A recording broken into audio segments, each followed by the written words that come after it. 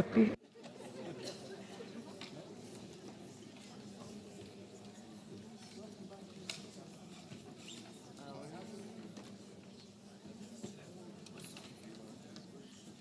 Λίγο.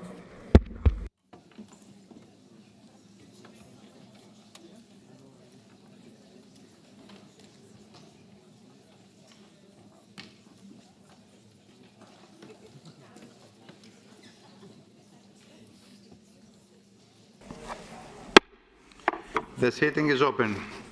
Dear colleagues, I remind you that in order to be registered for the sitting, you should insert your badge when you take your seat and keep it inserted for at least 30 seconds. You should also insert your badge in order to speak or vote. To request the floor, please press the request button. I also remind the Assembly that members who have not submitted an annual declaration of interest are required to start any intervention with an oral declaration of interest under paragraph 20 of the Code of Conduct for members of the Parliamentary Assembly. This morning, dear colleagues, the Assembly held a ballot for the election of the Secretary General of the Parliamentary Assembly. The results are as follows. Total number of members voting, 187. Number of spoiled or blank ballot paper, 10. Number of valid votes, 177.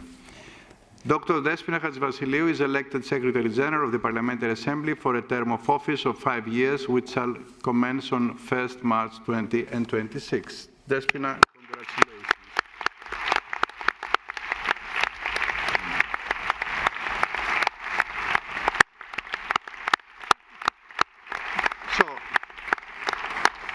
I want to say a few words on that. It is with great joy that I warmly welcome the election of Despina as Secretary General of our Assembly. On behalf of all members, I extend my heartfelt congratulations, Despina. As President of the Assembly and as a compatriot who knows Despina and her beautiful family, I take particular pride in this moment, her distinguished career as a lawyer, as a dedicated member of the Secretariat, and now as a Secretary General. We know her for 5 years as a Secretary General and a successful one, since she was re-elected with such a high majority. She has been marking this career with professionalism, integrity, and devotion to the values of our organization. She is, as I once said, truly the institutional memory of our Assembly, and her re-election is a clear sign of the trust and confidence we all place in her leadership. Dear colleagues, Despina's position is a clearly political one, and since she has been re-elected with such a high majority, some of us may soon be asking her for campaign tips. Despina, you may have the floor now. Dear Presidents, dear leaders of the political groups, dear Chairperson and members of the Greek delegation, each and every member of the Parliamentary Assembly I cherish so much. Thank you wholeheartedly. In today's challenging time, your cross-party support, your unity around your elected Secretary General, it is a huge honor for me, but also a great responsibility. It is an honor and responsibility I want to share with the paid staff, some 100 colleagues who do all this outstanding work, which you recognize with your vote. Allow me, Mr. President,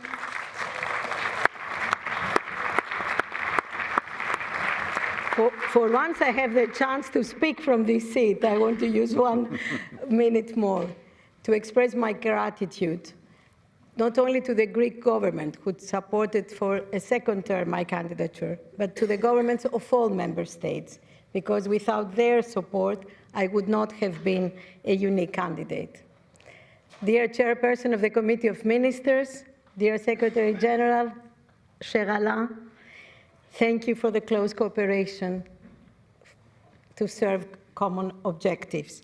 I promise you all I will work at least as hard and at least with the same passion and commitment as I have done so far, with the support of all of you, to defend the values of our organization and make the voice of this space as loud as possible. Thank you again for your trust.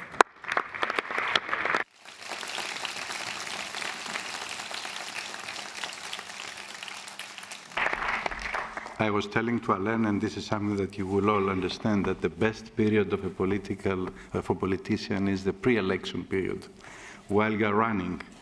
Most of the people believe that it is after, when you win, but it is while you're running. So Despina, you have a lot to do, and you have already done a lot. I know that the political leaders have asked for the floor for a minute to congratulate you, so I will start with Frank Schwaber from the Socialist Greens and Democrats. Dear Mr. President, dear Secretary General of the Parliamentary Assembly, dear Despina, congratulations for this, let's say, very good result. We have a lot of authoritarian leaders, maybe in the Council of Europe, who want to have such a result, so congratulations for this. What we know is that beside the question what we do, it is important how we do it, and organizing is not everything, but is a lot, and you did it very perfectly. And I want to say that it is important that you get such a good result and such a good backup from us, because we have a kind of framework in this organization, and you are the one who keep the pace in a very important position, together with all the ones who are committed to the values of this organization and the heart of the pace. So thank you very much for this. We're looking forward for a very good cooperation in the future. Congratulations again in the name of the Socialists, Democrats and Greens.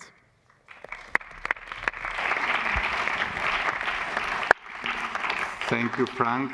Pablo Hispan has asked for the floor. Thank you, President. In this plenary that we have a lot of disagreement, we have someone that we agree is that we have the best Secretary General with you, Despina. What I ask to you is that you be as professional, as honest broker, as you have been during your first mandate. We are living in a very troubled times. The situation of democracy is not easy. We are going to have a lot of debates, a lot of tough situations, but please continue as you have done during those years. And I'm sure that the decision that this Assembly has taken unanimously is the best decision that we could take. So congratulations, and the best, I'm sure, is to come.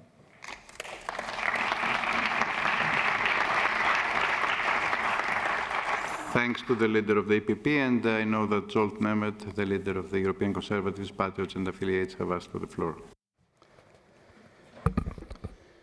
Dear colleagues, congratulations to you, Despina. You are the symbol of the civil service, and you have been able to set very high the standard in this regard for the colleagues working in the organization. And I know that if you tell them anything, they will respect your position. And I think this is the dream of everybody in every organization. And I hope that this kind of diplomatic, may sound strange, civil service and diplomacy, but this kind of diplomatic ability of yours to harmonize opposing positions and trying to find the appropriate compromise will characterize your future activity. Thank you very much, everything what you have done until now, and we wish you a successful period in front of you. Thank you very much. Thank you. The leader of the Liberal Democrats, Mr. Julian Boulay. Thank you so much, President. Dear Despina, on behalf of all the Liberals from my group and from all the other groups, I congratulate you for your re-election. We are very happy for that.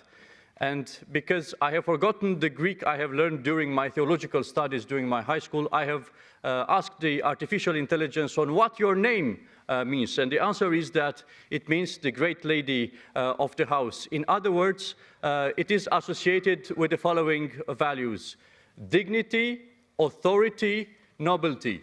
Dear Despina, your name became your destiny to the greater good of this house and Europe. Thank you and congratulations. You won't make me cry. Thank you, dear Julian.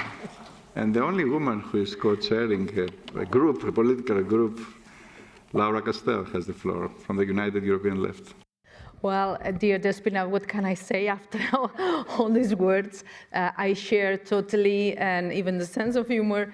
And of course, thank you for being beside us, for being so helpful and having all this a team, amazing team that I think it is. This is a show how you work.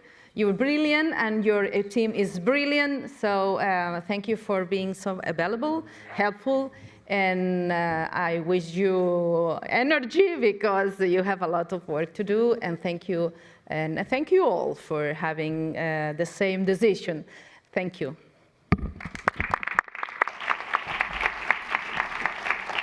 And on this happy note, we are going on with our agenda. The next item of business is the communication from the Committee of Ministers to the Assembly, presented by Mr. Ian Bose, Deputy Prime Minister and Minister for Foreign Affairs and Tourism of Malta, President of the Committee of Ministers. Dear Minister Bose, it is with great pleasure that we welcome you once again to our hemicycle. Your presidency of the Committee of Ministers has been rich in events. It has given us the opportunity to discover Malta more closely, while also delivering on objectives and achieving tangible results. Not least the signing of the Valletta Protocol, the third additional protocol to the Convention on Mutual Assistance in Criminal Matters. This fourth Maltese presidency comes in challenging times, yet with genuine hope for what lies ahead. We look forward to hearing from you, dear Minister. The floor is yours.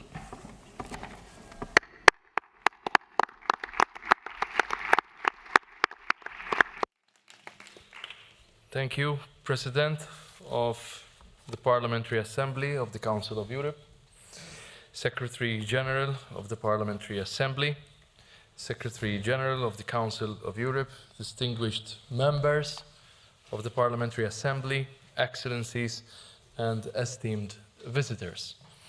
It is a great honor to address this plenary again, in my capacity as President of the Committee of Ministers. Much has transpired since the last PACE session in June. A day after my last address to you, we witnessed a truly historic moment for our organization, the visit of President Zelensky to the Council of Europe, during which he signed the bilateral agreement establishing the Special Tribunal for the crime of aggression against Ukraine. A ceremony which I was honored to preside over in the Committee of Ministers room, that was followed by a rich exchange with President Zelensky in this very assembly.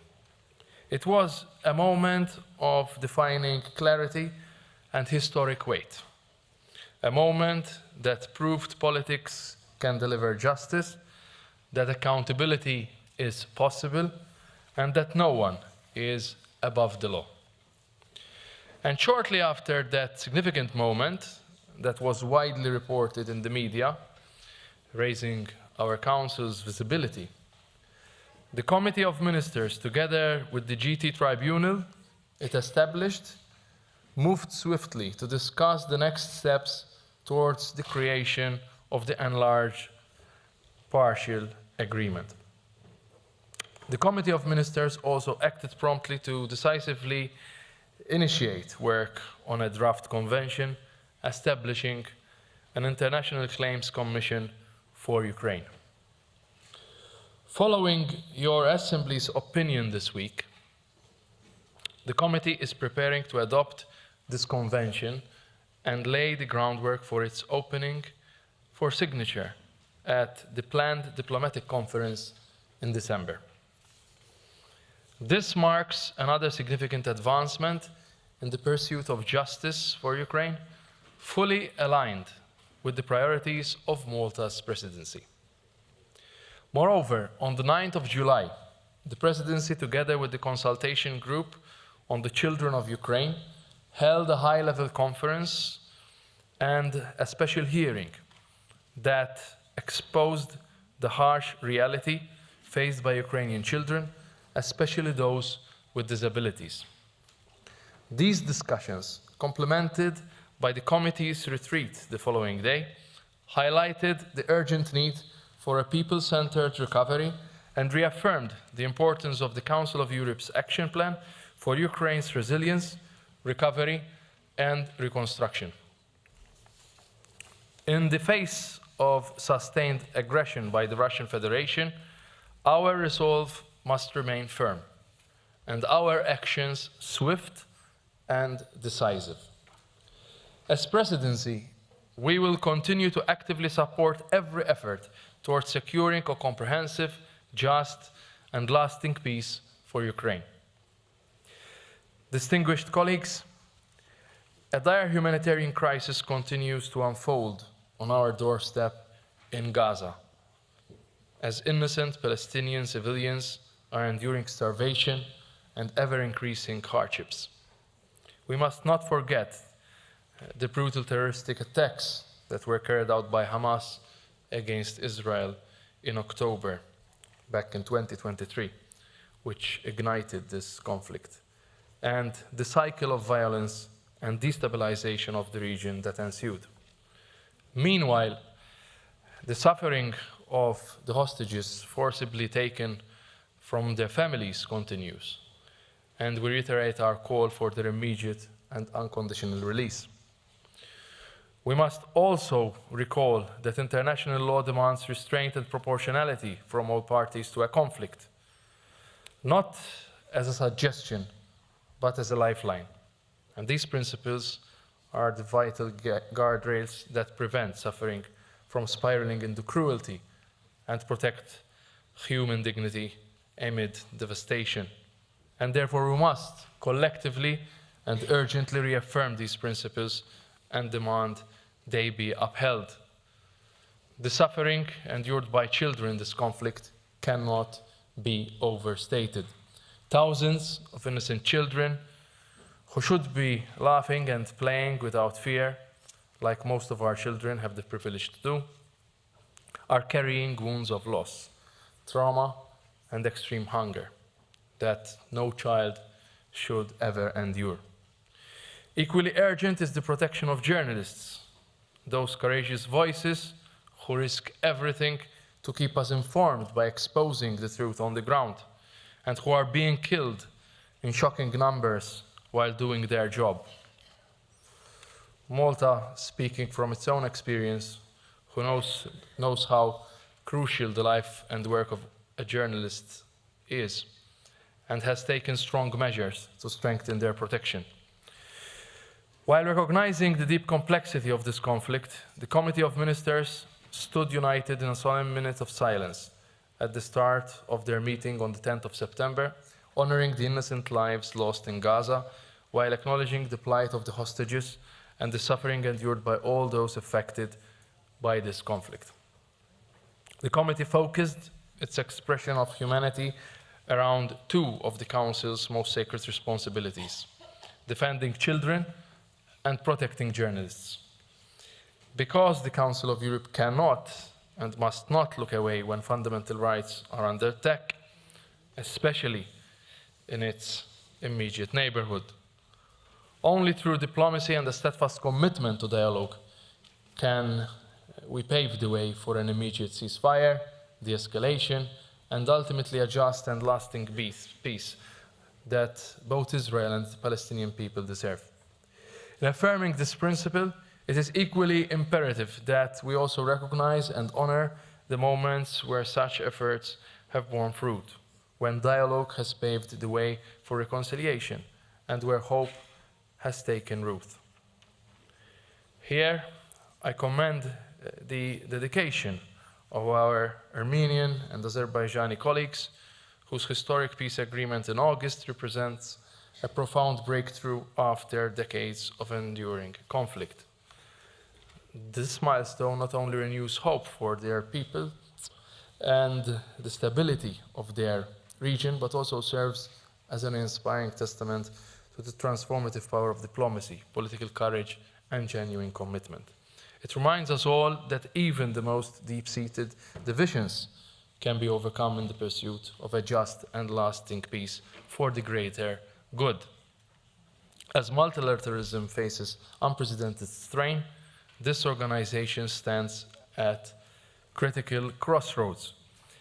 Our greatest strength, and indeed our greatest responsibility, is to build and sustain trust among ourselves. That trust remains the cornerstone of all our shared efforts. We should not allow disagreements or firm positions shaped by past decisions to divide us or deepen the cracks that challenge our unity. Instead, let us lean into dialogue, open, respectful, and at times difficult conversations that keep us connected and enable us to move forward together. Let us engage with all member states of this organization, not only to listen deeply and bridge differences, but also to better hold one another to the standards we have collectively set. And we need to be present in the same rooms to do so. Constructive dialogue and mutual accountability are not mutually exclusive. They are both essential to the integrity and credibility of our shared mission. Malta's presidency has been guided by this very conviction that relevance stems from responsiveness, grounded in open dialogue, careful listening, and clear understanding of the context in which we operate. Our shared values must be reflected in collective action that responds to the realities we face together. Through our presidency priorities, we seek to shape a fairer and more inclusive European society where the rights and best interests of children are safeguarded, where equality and inclusion are widely promoted, and where women and young people are truly empowered to lead. On the 1st of July, we hosted in Malta the first ever informal ministerial conference on the protection of children. This was held to mark the 15th anniversary of the Council of Europe Lanzarote Convention on safeguarding children from sexual exploitation and abuse. There, ministers unanimously adopted a political declaration to strengthen prevention, accountability, and international cooperation, especially in the digital age, where new threats emerge every day.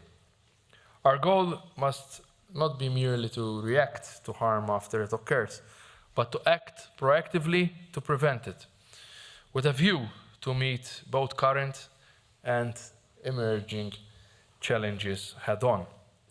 These challenges recognize no borders, and they demand effective cross-border cooperation. At the same time, new technologies are opening opportunities for more efficient judicial cooperation and mutual assistance across jurisdictions. It is in this spirit that the Ministers of Justice of the Council of Europe member states convened in Valletta on the 19th of September for the Conference of Ministers of Justice on judicial cooperation and mutual assistance in criminal matters. The conference culminated in a unanimous adoption of a political declaration, a powerful roadmap that will guide our institutions, it will guide our practitioners, it will also have collaborative efforts in the years ahead. And the new Valletta Protocol to the Council of Europe Convention on Mutual Assistance in Criminal Matters was also opened for signatures and signed by 16 countries. This protocol modernizes mutual legal assistance procedures, empowering states to respond effectively to the fast-paced political, social, and technological changes we face today. Dear colleagues, with your crucial support, we look forward to further signatures of this protocol to be followed by ratifications.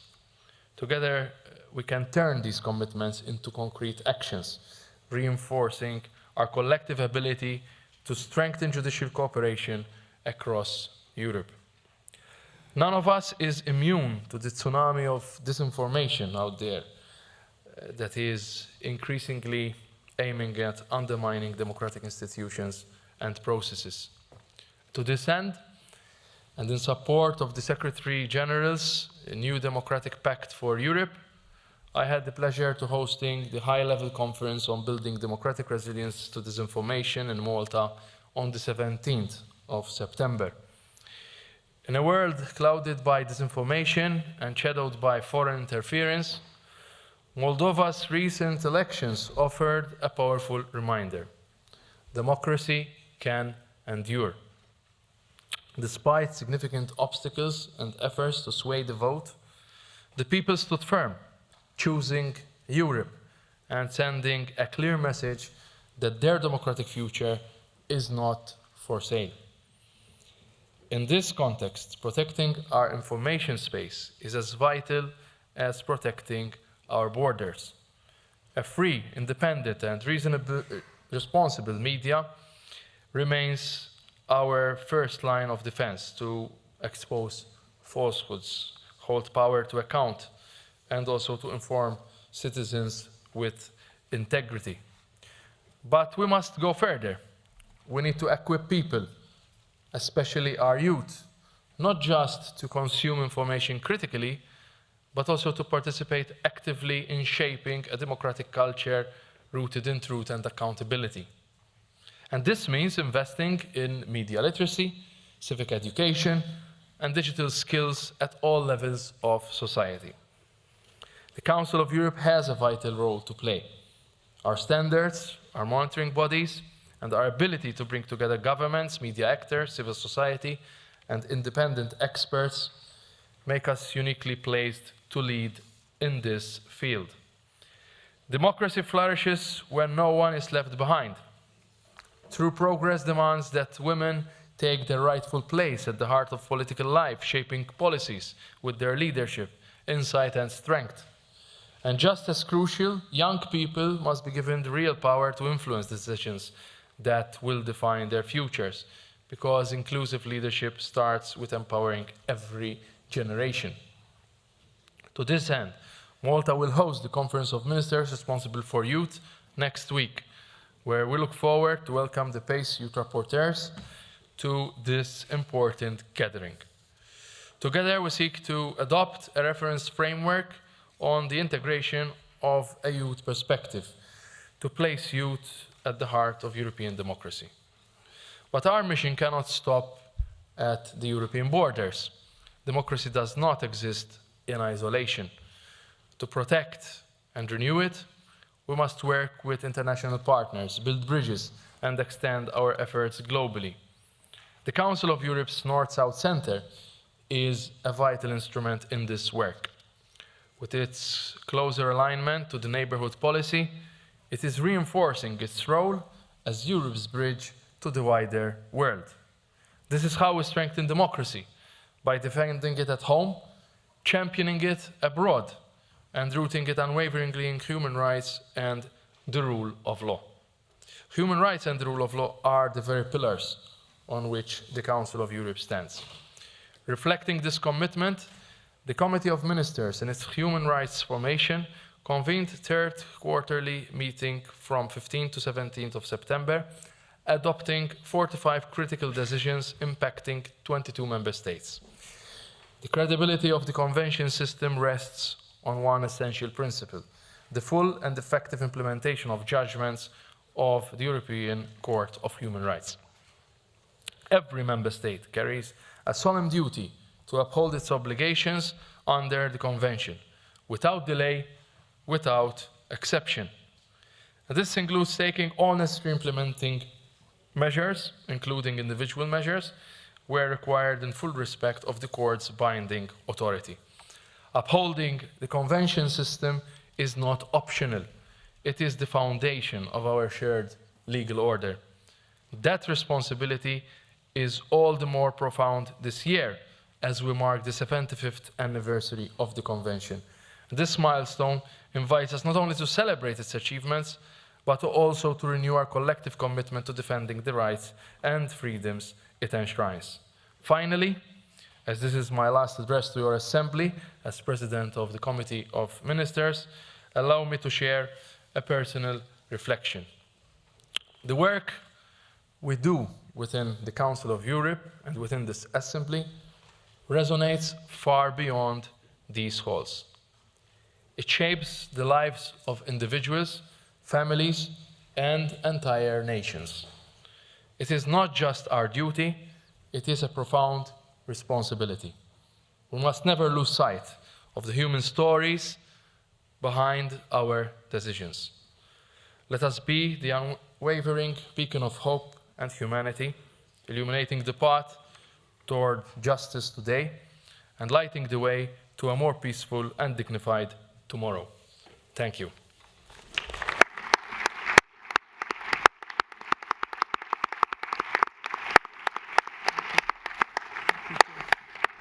Thank you, Minister Bose. As you know, because you have done it before many times, it is the time for questions now. I will give the floor to speakers on behalf of political groups, starting with the Socialists, Greens and Democrats, and it is Liz Christoffersen to have the floor. Liz. Thank you.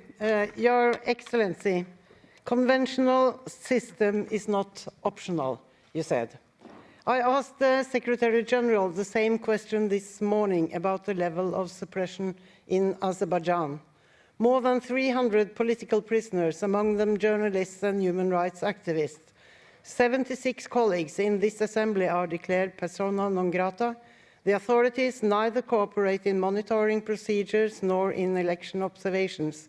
They do not implement judgments from the ECHR. Are any efforts made by the Committee of Ministers to bring this to an end and to make Azerbaijan fulfill their obligations as members of the Council of Europe? Thank you. Thank you. Minister Borg, would you like to respond? Thank you. Thank you, Honorable Christoffersen, for your question. It was one. Yeah. The Committee of Ministers continues to underscore the need for Azerbaijan to respect and implement European Court of Human Rights judgments concerning human rights defenders, journalists and political activists. As I just mentioned in my speech, it is the obligation of each and every member state. The Council of Europe remains committed to supporting Azerbaijan in meeting its obligations on human rights, rule of law, and democracy. And in doing so, the Committee of Ministers agreed to extend the Council of Europe Action Plan for Azerbaijan until 2026 in order to strengthen cooperation and uphold shared standards. As a long-standing member, Azerbaijan has equal rights and obligations, but must fully respect its commitments like all other states, including by implementing all the final judgments of the court. Despite challenges, we believe that open, constructive dialogue and joint efforts can lead to meaningful results which are beneficial for the people of Azerbaijan. And such a matter was also discussed yesterday at the joint committee meeting. The Committee of Ministers, with all member states represented in the room, recognizes the value of dialogue and engagement to ensure that concerns are communicated directly to those they affect. The peace agreement reached between the leaders of the Republic of Armenia and the Republic of Azerbaijan at the White House last month demonstrates the commitment of both countries towards peace and stability. As the distinguished Armenian Prime Minister noted this morning, this agreement represents a long process made possible through the engagement of both sides. And so in this forum, we should ensure the two sides can report on their respective efforts. I was also very pleased to meet the Armenian Prime Minister over lunch today and to hear firsthand of their commitment to implementing this crucial agreement. In our national capacity, Malta will continue supporting deeper engagement between these two countries. We encourage them to uphold this level of commitment towards further stability, security, and also reciprocal prosperity for both people, the people of Armenia and Azerbaijan. Thank you. Thank you. Next is the speaker on behalf of the European People's Party, Emanuele Zingeris. Is Emanuele around?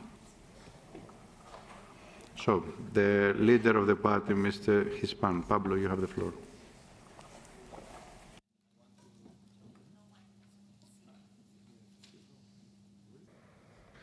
Hello. I want to ask you about the immigration situation in Malta and how you deal with this issue, migration, and this question that it's one of the most toughest issues for all of Europe that we need to face. So I ask you, which new path are you going to take? Thank you. Thank you, Pablo. Minister, would you like to respond? Thank you. Well, yes, irregular migration remains a sensitive and global challenge that no nation, no member state can be equipped to address alone. It calls for genuine cooperation, and not only across Europe, but also with countries of origin and transit to tackle the root causes.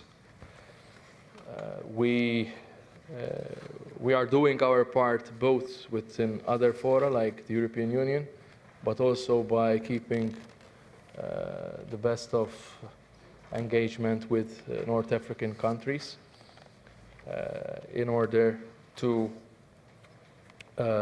cooperate together in this regard. Our first obligation, which our Coast Guards are fulfilling on a daily basis, is to save people's lives at sea. And it's also a fact that focusing solely on the final journey overlooks the broader complex realities that cause this phenomenon. Conflict, poverty, instability, human rights violations. But it's also true that people want to move to a better place, like our ancestors did in the past. And therefore, our organization is, yes, assisting member states through guidance and training tools. The Council of Europe Migration Action Plan on protecting vulnerable persons in the context of the respective policy strengthens guidance and assistance. But ultimately, we should do more with the countries of origin. There was a new recommendation that is being developed to address migrant smuggling, in line also with the commitment that our leaders took in Reykjavik summit. And looking ahead, cooperation among authorities is needed to reduce the abuse of the asylum system and ensure that those needing protection in Europe receive the necessary support. On our part, Malta hosts the Migration Capacity Partnership for Mediterranean Training Institute that created with ICMPD and partners to strengthen migration management. It provides accredited needs-based training for southern partner countries with human rights mainstreamed across all courses. And as I mentioned initially, as a response to the question, our foremost priority must be that to protect human life. And that is why I commend our Coast Guards, but not only Malta's Coast Guards, Greeks, Italians, and other southern European countries where our Coast Guards leave their home on a daily basis in order to fulfill our obligation to save people's life at sea. Thank you. Thank you, Minister. On behalf of the European Conservatives, Patriots and Affiliates, Sir Christopher Chope. Minister, the Advisory Committee on the Appointment of Judges is accountable to the Committee of Ministers. Will the Committee of Ministers therefore investigate the failure of its Advisory Committee to supply clear and accurate information about the Hungarian list of candidates to members of the Assembly's Committee on the Election of Judges at its last meeting, the consequence of which was that none of the 3 Hungarian candidates was interviewed and they were left waiting outside the room for some 2 hours. That is a direct consequence of the failures, in my view, of the ad hoc committee. Thank you, Sir Christopher. Minister, would you like to respond? I thank Honourable Sir Chope for his question. I have the short version and the longer one. I prefer the short one. And the President just gave his direction. So whilst I truly thank you for this important question on the procedure for the election of judges to the European Court of Human Rights, I'm sure that you are very much aware that the competence to elect judges to the Strasbourg Court belongs exclusively to the Parliamentary Assembly, and therefore here as President of the Committee of Ministers, we are not involved in the advisory board. But I do appreciate your question, and I thank you for that. And how would the longer one sound, Minister? Yeah, I can. Thank you so much. On behalf of ALDE, Evgenia Kravchuk. Evgenia. Minister Borg, what practical outcomes you expect from the ministerial conference for youth that will happen next week in Malta? And also you mentioned a truly historical moment that happened during the June session, visit of President Zelensky and the establishment of the special tribunal for the crime of aggression. How you assess the progress that happened between June and October, and is it enough to reach the practical goal of the establishment of special tribunal? Thank you. Thank you, Evgenia. Minister, would you like to respond? Thank you. Thank you, Ms. Kravchuk, for your 2 questions. Yes, youth have a lot to offer. And they are truly catalysts for change. But by engaging them in democratic processes, societies ensure that decision-making evolves with the changing needs to meet contemporary challenges. 11 years ago, my country, my government, lowered the voting age to 16 at the local level in 2014. And then it was broadened, widened for all elections, including the general election and the European Parliament ones later on. So we are proud to be the first country in Europe to allow 16 and 17-year-olds to serve as mayors and deputy mayors. This is a relatively new development that was introduced last year and continues to show our trust in the young ones. Mind you, I was also elected by my hometown as mayor at the age of 19. And I hope I managed to contribute towards the development of my community since then. And therefore, I commend your Assembly for strengthening its focus on youth, including through the introduction of youth rapporteurs, a responsibility we are proud to see held by our own head of delegation.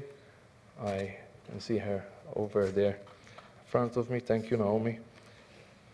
We look forward also to adopt the Council of Europe preference framework on the integration of a youth perspective next week in Malta. And at the conference, the ministers are also expected to adopt a declaration setting out the main orientations for European youth policy in the years to come, building also on the Council of Europe Youth Sector Strategy 2030. With regards to the special tribunal, from the onset of Russia's war of aggression, Malta stood firmly with Ukrainian people. I don't need to repeat it, but yes, we are military neutral in our constitution, but we are not politically silent, and of course we took a clear position in the EU when serving on the Security Council in years 23-24 and by chairing the OSCE last year, and now also as a key priority at the Council of Europe. So we are and we will continue to contribute in this organization efforts to combat impunity and ensure accountability and justice for Ukraine. In June, I mentioned in my speech, the Committee of Ministers authorized the establishment of an enlarged partial agreement on the Management Committee of the Special Tribunal. I think I extended by 24 hours my stay here in order to do it the day after the President signed, together with the Secretary General, the setting up of the Special Tribunal here in this building. And this was possible also because we were ready, we were agile in advancing the discussions and advancing the signature, because just a month before in Luxembourg, the Council of Ministers received the letter by the President.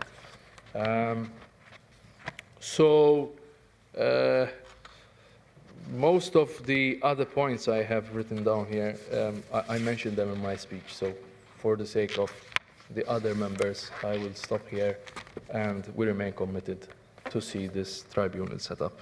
Thank you, Minister. On behalf of the United European Left, Berdan Öztürk. Thank you, President. Dear Minister, as you know, about 10 days ago, the committee granted another extensions to Turkey for the implementation of the court's judgment on the right to hope.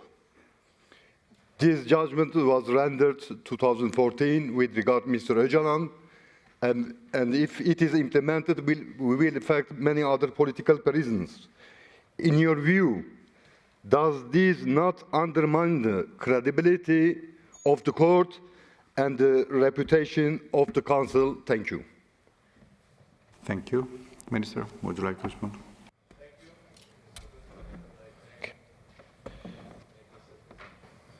Thank you, Mr. President, and I thank also Honorable Öztürk for his question, and I acknowledge also the various correspondences that I received on this topic as well. At its last human rights meeting in September, the Committee of Ministers examined the Gurban group of cases which concern the right to hope, that is, the provision of a mechanism to persons sentenced to life imprisonment, allowing for the review of the sentence after a certain minimum term.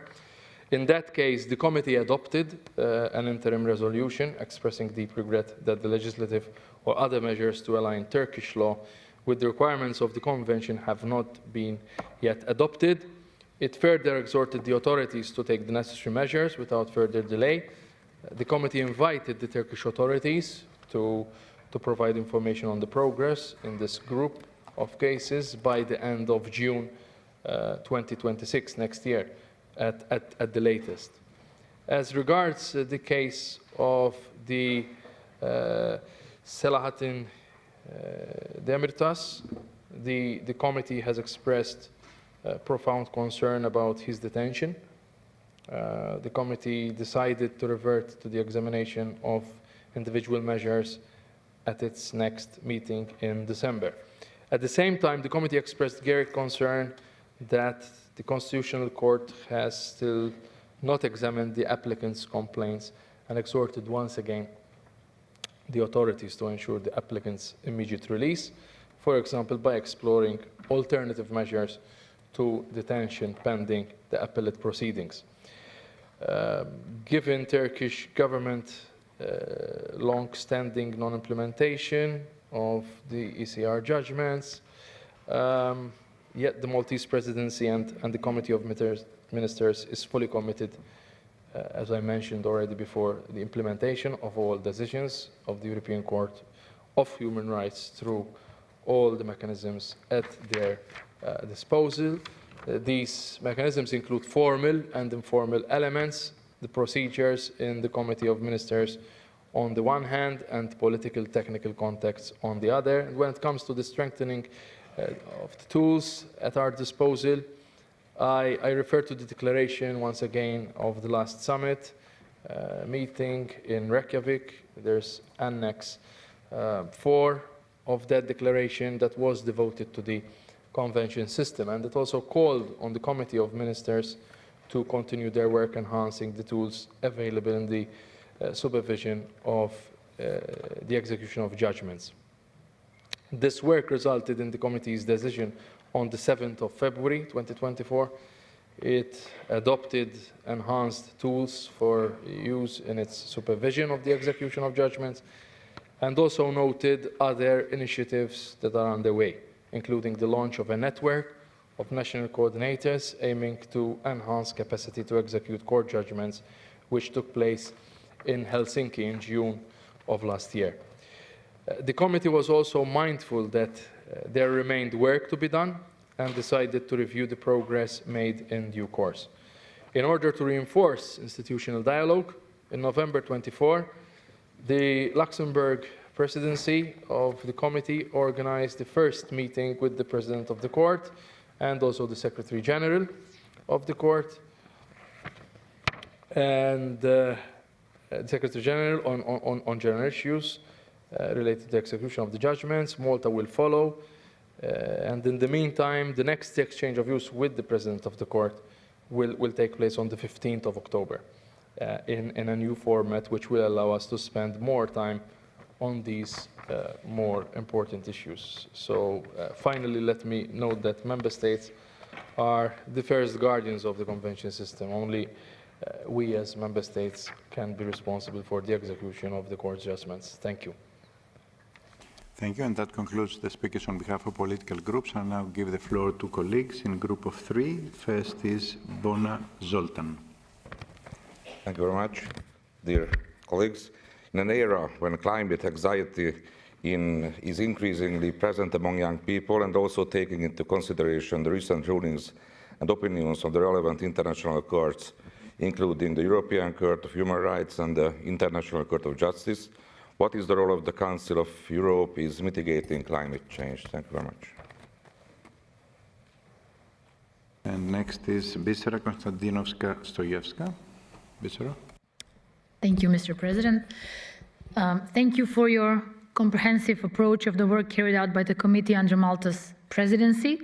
In your remarks, you highlighted efforts to build a more inclusive European society where equality is actively promoted. And yet, recent developments across Europe suggest that these fundamental principles are increasingly under threat.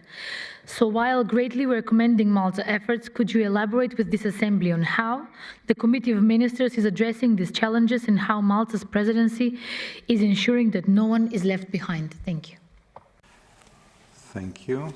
And next is Cristina Gabriela Dimitrescu.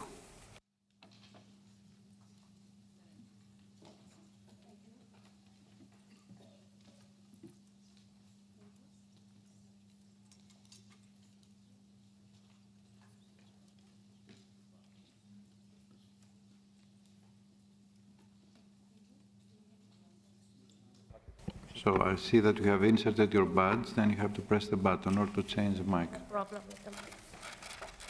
Δεν θα δουλεύει γιατί δεν θα έχει το badge.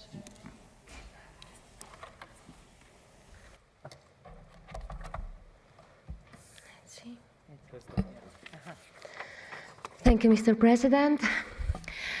The subject of my question is about how Serbia complied since 2008 with the requirements of Resolution 1632 concerning the situation of national minorities in Vojvodina and the Romanian ethnic minority in Serbia. about what concrete measures has the government of Serbia taken, in particular with regard to eliminating regional differences in the use of the minority language, facilitating access to education, press and public administration in the mother tongue for Romanians living in Eastern Serbia, as well as religious freedom and access to religious service in Romanian language. Thank you. Thank you. Minister, would you like to respond to these three questions? Thank you. So, on the first question, when it comes to climate change, well, environmental protection is also a shared responsibility.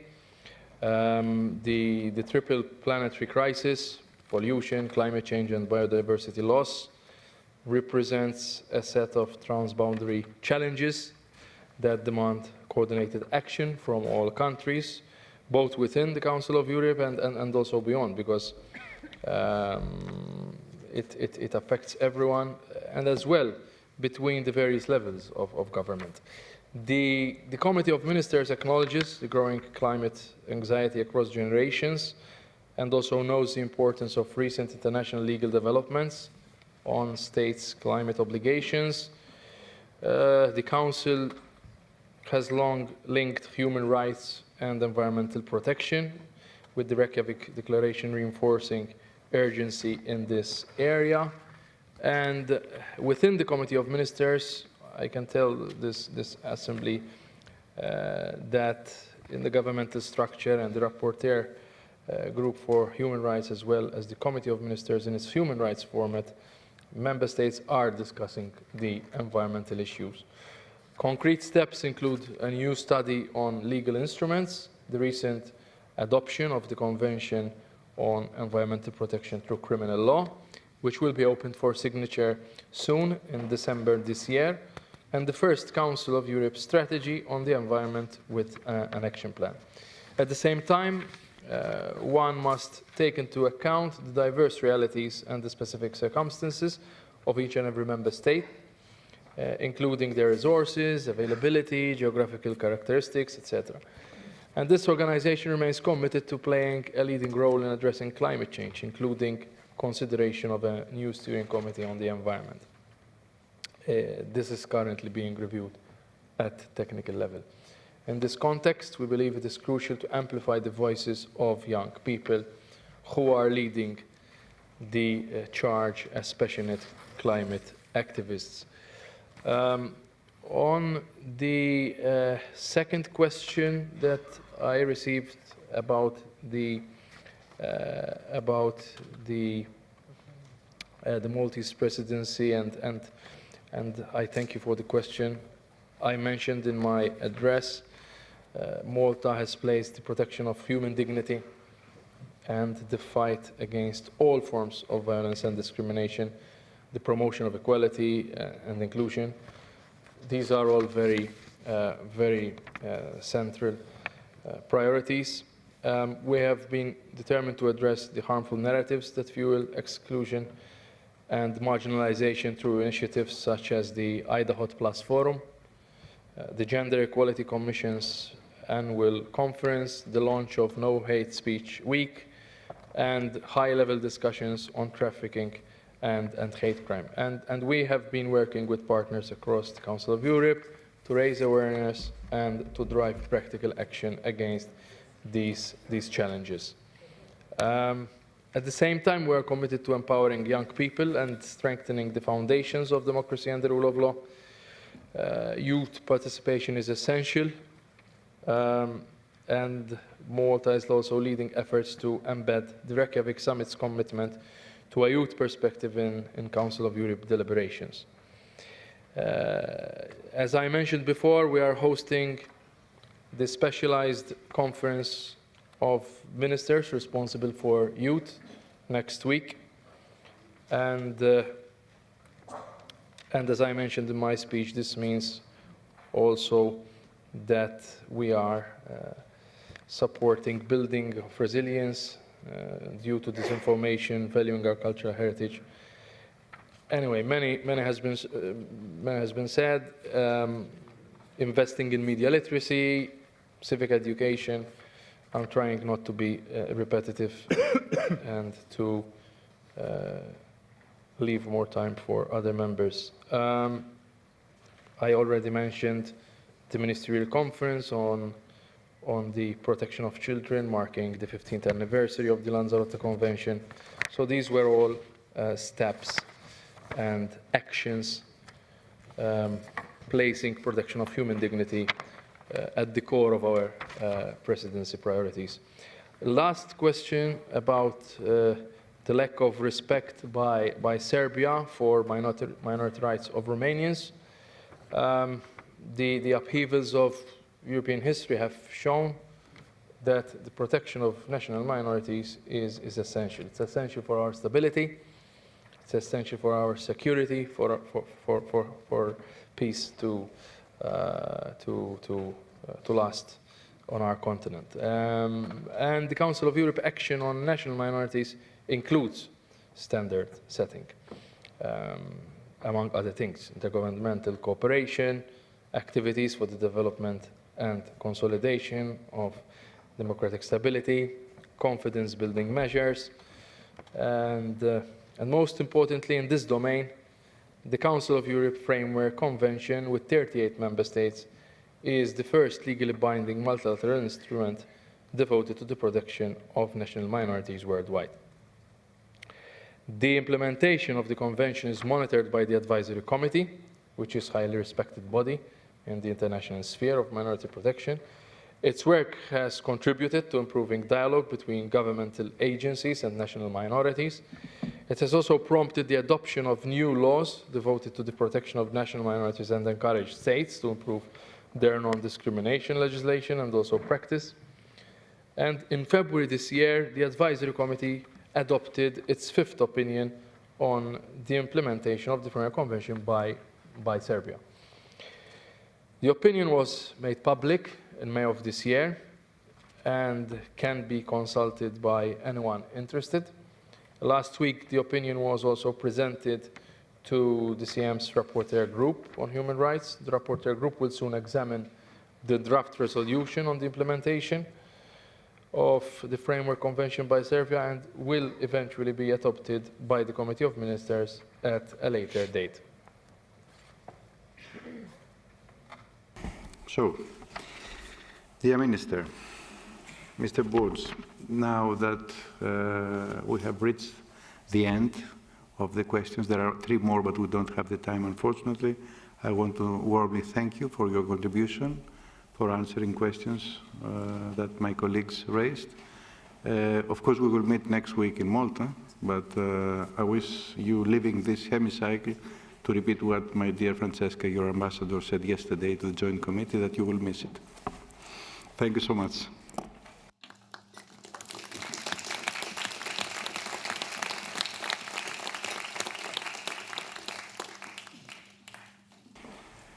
Dear colleagues, the next item of business this afternoon is the debate on the report titled "The Parliamentary Assembly should support Kazakhstan to continue its democratic reforms." The document is under the number 16245, and it will be presented by the leader of the European Conservatives, Patriots and Affiliates, Mr. Zsolt Nemet, on behalf of the Committee on Political Affairs and Democracy.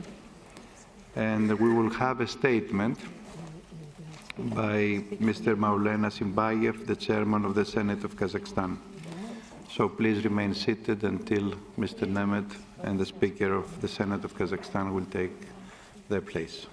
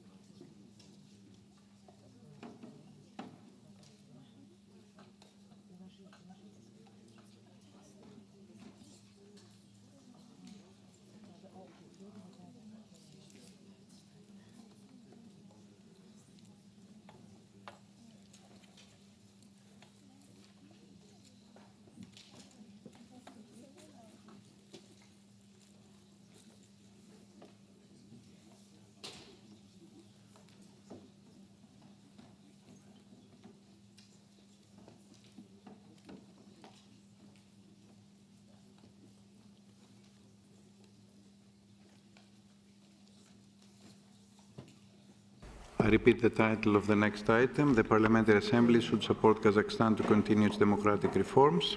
And I call Mr. Nemeth, rapporteur, to take the floor. Dear Sol, you have 7 minutes now and 3 minutes at the end to reply to the debate. You have the floor.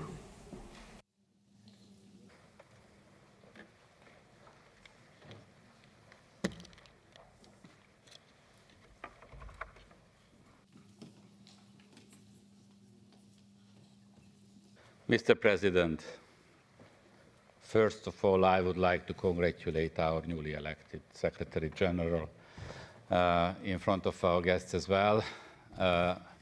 Mr. Speaker of the Senate of Kazakhstan, dear colleagues, I am honored to stand before you today to open this debate on the relationship between the Parliamentary Assembly of Kazakhstan, a country of great importance at the crossroads of Europe and Asia. This debate comes at a decisive moment. Our continent is facing a profound geopolitical transformation.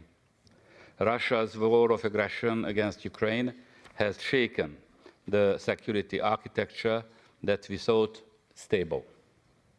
Alliances between states are being reshaped.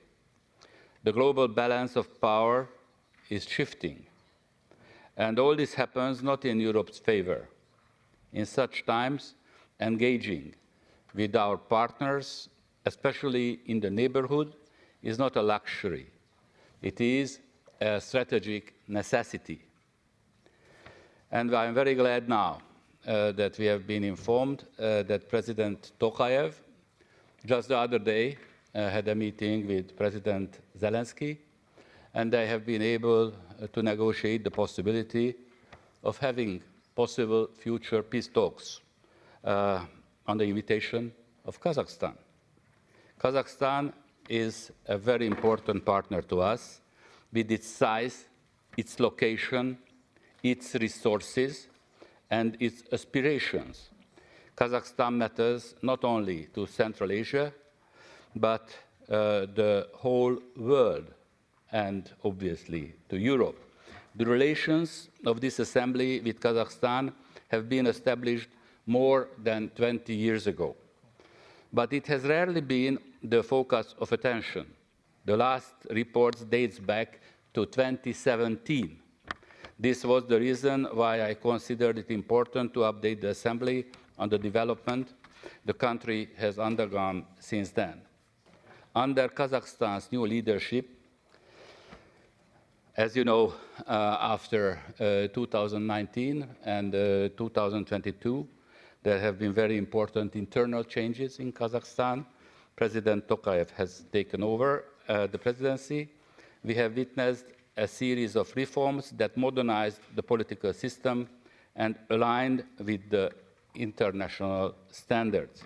In 2022, the country abolished the death penalty, a historic step long advocated by the Assembly. Constitutional reforms have strengthened the role of Parliament, the independence of institutions, and the accountability of the executive. Anti-corruption measures, judicial reforms, and efforts to expand political pluralism are moving forward. These are not cosmetic changes. They are real examples that show the country's determination to move in the right direction towards European values. And much of this progress is also the result of cooperation with our organization.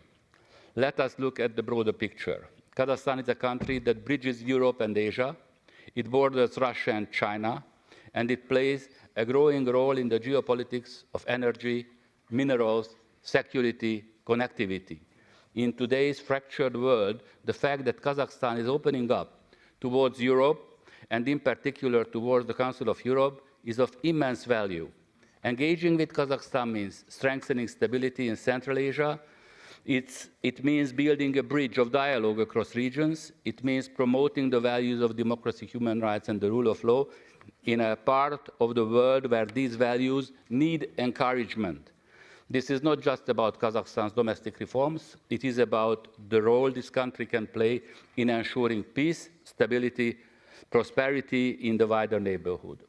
Of course, challenges remain. Kazakhstan itself acknowledges that reforms are a process, not an end point.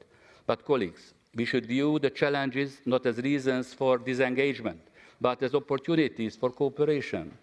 Kazakhstan has signaled clearly that it wants to advance and that it welcomes our expertise and support. We should take this invitation seriously. What is the role then as the Parliamentary Assembly of the Council of Europe? We are not there to lecture, but to accompany. We are not there to impose, but to inspire. Through our conventions, our legal standards, institutions like the Venice Commission and our parliamentary dialogue, we can provide precisely the tools Kazakhstan needs to make its reform irreversible. In this respect, I would like to underline three priorities. Strengthening parliamentary dialogue. Our assembly is a political body, a community of parliamentarians. Expanding our contacts with the Kazakh parliament will reinforce mutual understanding and democratic practice. Second, deepening engagement. The Council of Europe should systematically encourage Kazakhstan to accede to more conventions and to participate fully in our programs and networks. Three, supporting reform implementation. Our cooperation program should be focused on practical results in line with Kazakhstan's own reform agenda. Colleagues, let me conclude. The story of Kazakhstan is a story in the making. It is a story of an old and young nation, strategically positioned, with clear aspirations to modernize and democratize. It is also a story where Europe, and especially this assembly, can play a decisive role. Let us therefore approach Kazakhstan with both encouragement and high expectations. Let us recognize its achievements, accompany its reforms, and anchor it more firmly within the European family of values. This is in Kazakhstan's interest, it is in our interest, and it is in the interest of stability, peace across the continent. Thank you very much for your attention. Thank you, dear Zsolt.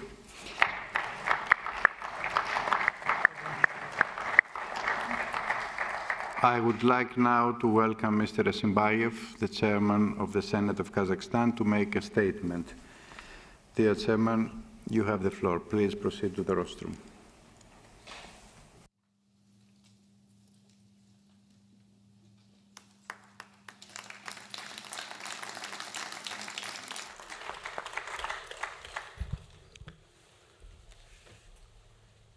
Mr. President, Excellencies, distinguished members of the Assembly, ladies and gentlemen.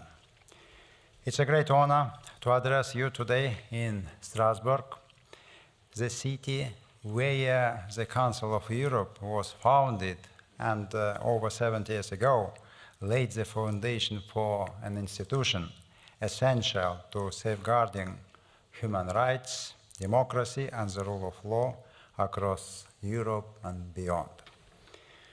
Allow me to thank the President of the Parliamentary Assembly, Mr. Rusopoulos, the Rapporteur, Mr. Zsolt Nemet, and all members of the Committee on Political Affairs and Democracy for preparing the report on the democratic reforms in Kazakhstan. We deeply appreciate your professionalism and objective approach. The document reflects the depth of our partnership with the Council of Europe, providing a balanced assessment of the progress achieved in political reforms and challenges that remain. The Council of Europe is a significant partner for Kazakhstan in the European space. Over the years, Kazakhstan and the Council have built strong and constructive cooperation founded on shared values and approaches. Our collaboration with the Parliamentary Assembly of the Council of Europe also continues to deepen. Last year, we marked the 20th anniversary of the cooperation agreement between the Parliament of Kazakhstan and PACE. Today, we can confidently describe this partnership as dynamic and forward-looking. Earlier today, in a joint statement with PACE President Mr. Rusopoulos, we once again confirmed our commitment to strengthening this productive partnership in advancing democracy and human rights. Ladies and gentlemen, we are proud that Kazakhstan is a party to key Council of Europe conventions and is working toward accession to several others, including the Istanbul Convention. We are also close to completing the domestic procedures required to become a full member of the Convention on Cybercrime. Kazakhstan is full member of the Venice Commission and the Group of States Against Corruption, GRECO. Furthermore, our country holds observer status in several other bodies. This successful collaboration, continuing through the neighborhood cooperation priorities for 2024 to 2027, covering justice reform, anti-corruption policy, human rights, and democratic governance. These areas are fully aligned with our national reform priorities. We view this program as a roadmap for further aligning our institutions and legislation with European standards on human rights and the rule of law. In this regard, I wish to thank the Council of Europe and PACE for their meaningful contribution to our country's political development. Esteemed members of the Assembly, since 2019, under the leadership of President Kassym-Jomart Tokayev, Kazakhstan has entered a new stage of transformation, implementing an ambitious program of political reforms. We are committed to building a just Kazakhstan founded on an open, balanced, and democratic political system, a market economy, and an effective social protection system. To achieve this, in 2022, we enacted constitutional amendments. The President's powers are now limited to a single 7-year term without the possibility of re-election. The President may not be a member of any political party, and close relatives are prohibited from holding senior positions in government or the quasi-public sector. The party system has become more open and competitive. The threshold for registering new parties has been reduced fourfold. The electoral threshold for political parties in the Majlis, the lower house of parliament, was lowered from 7% to 5%.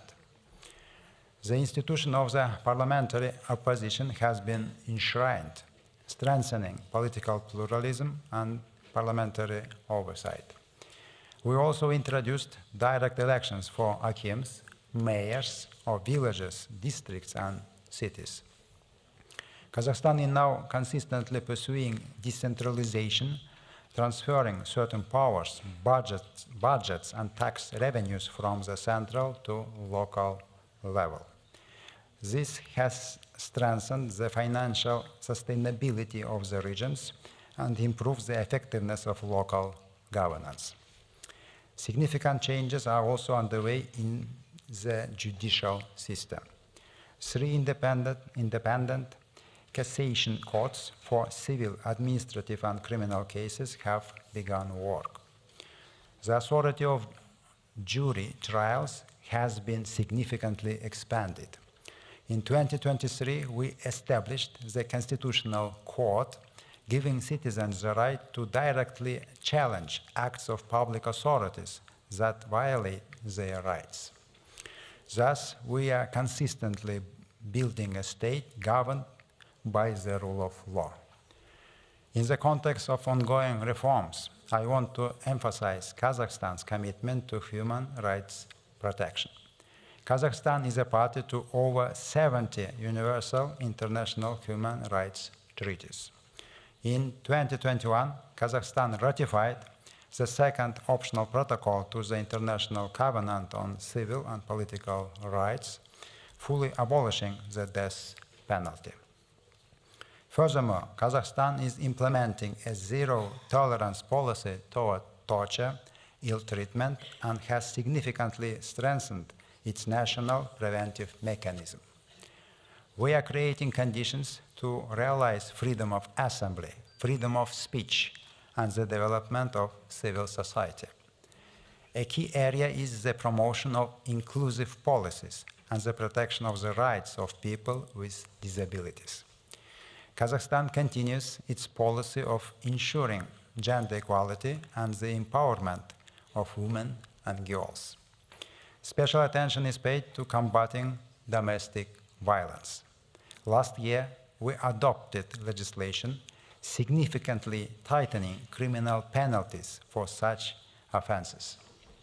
All these initiatives reflect our firm commitment to building a just and inclusive society in line with international standards.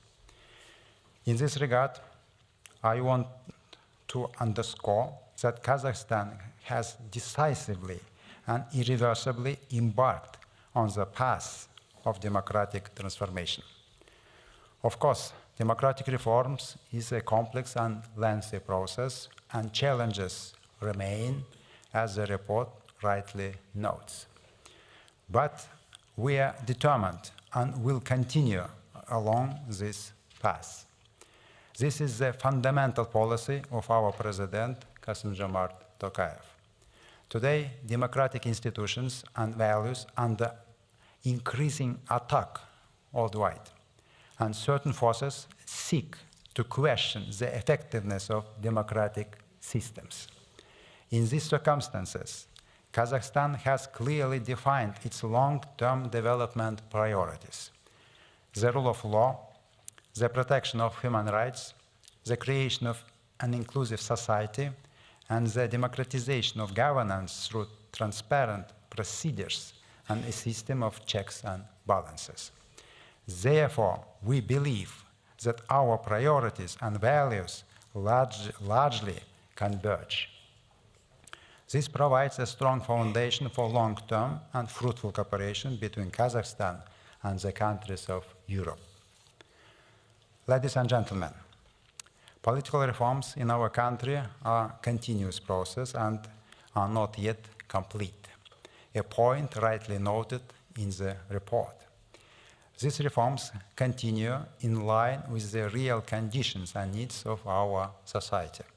In this context, I wish to highlight that in his annual address to the nation in September, the President of Kazakhstan proposed an additional political reform, a transition to unicameral parliament. President Tokayev emphasized that this issue should undergo broad public and expert discussion over the course of a year.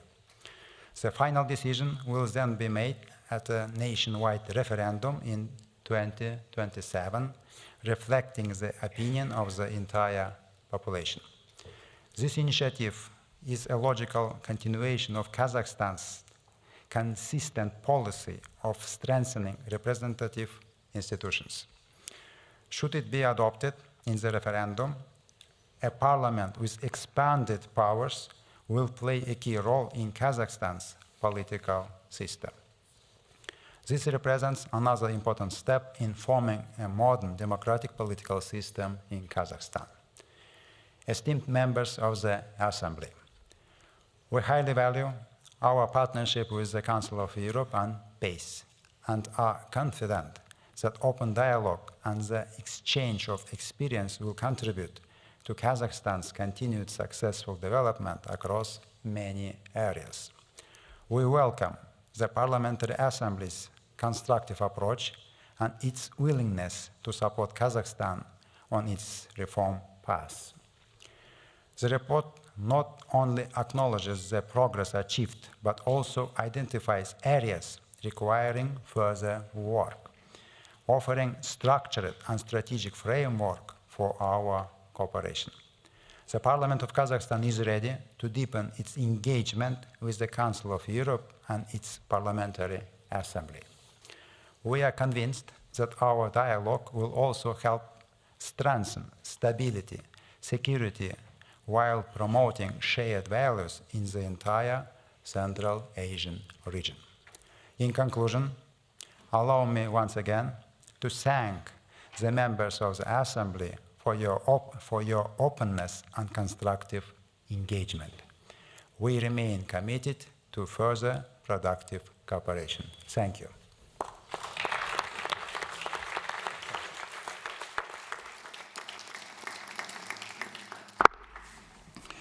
Dear Chairman of the Senate of Kazakhstan, I want to thank you warmly for your address to our hemicycle, and we follow with great interest changes that are being decided to take place and that are already taking place in your country. Now we're going to enter the debate of the report that Mr. Zoltan-Nemeth has just, before your speech, presented to us, and I would give the floor to the speakers on behalf of the political groups first. The first is Mr. Axel Kassinger from the European Conservative Parties and Affiliate. Axel, you have the floor.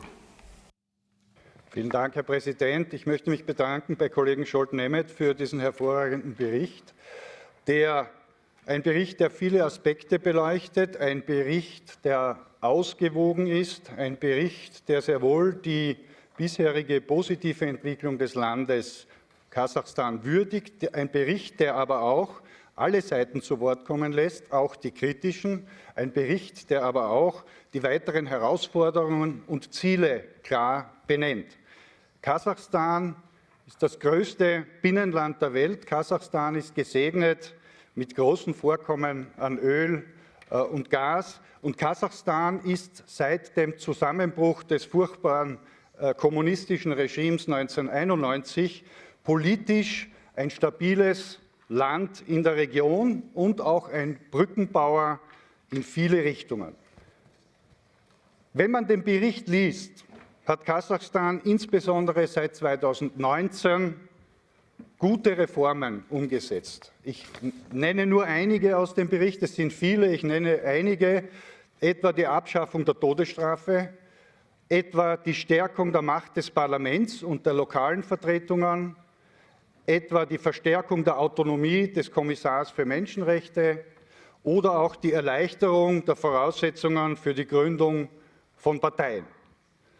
Selbstverständlich, und das ist auch im Bericht erwähnt, gibt es noch einige Herausforderungen für Kasachstan. Kasachstan ist auf einem Weg, wie es Kollege Nemeth gesagt hat. Kasachstan ist noch nicht am Ziel, das kann man auch nicht verlangen. Aber Kasachstan ist auf einem guten Weg, deswegen werden wir diesem Bericht auch unsere Zustimmung geben. Vielen Dank. Thank you. On behalf of ALDE, Michael German. Thank you very much, Mr. President. Thank you, Mr. Asenbaya, for your detailed discussion with us and informing us of what is happening currently in Kazakhstan. This report, which is before us, and your statement clearly shows that Kazakhstan is building towards democratic reform. But as you might expect, of course, and as explained, there is some road still yet to travel. Given the position of this vast country, and there was a statistic given at lunchtime at the opening which said that Kazakhstan has a 7,500-kilometer border with Russia, which for simplicity's sake is the same distance as between Strasbourg and New York. That gives us some idea of the size of this country, which is at the center of the world, and its desire for democratic reform has been explained here today. So the Council of Europe must give Kazakhstan every assistance it can to complete this journey. Having a democratic heart at the center of the world is important for us in Europe just as much as it is for them. Now, there's much in the way of support which this body can provide to build on the foundations which have now been set. And some of the important issues laid out just before us just now, notably, for example, the registration of new political parties so that a genuine opposition can be created, a level playing field which the media can operate, and the legislation which is on the way of for gender and equality issues. These are issues, of course, which they're taking head on. And I wanted to conclude by saying we mustn't forget in all this the gigantic strides which have already been made. Kazakhstan, as a former Soviet republic, is now ahead of the curve and moving at pace. They deserve our best wishes and congratulations for what they've achieved so far, looking west towards our democracies for a model on how they want their country to proceed. Thank you. Thank you, Lord Michael. On behalf of the United European Left, the co-chair of the party, Laura Castel. Laura. Yeah, thank you, Chair. Let me thank the rapporteur for this report on Kazakhstan.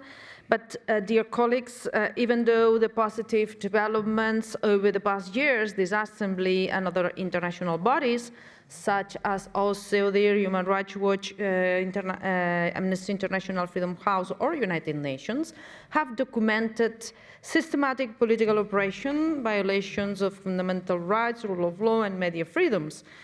That's why any positive assessment must be accompanied by real reforms, credible investigations, and the repeal of laws that enable politically motivated prosecutions, guarantees of peaceful assembly, improvements in media freedom, ending the harassment of civil society, and the misuse of justice for political reprisal.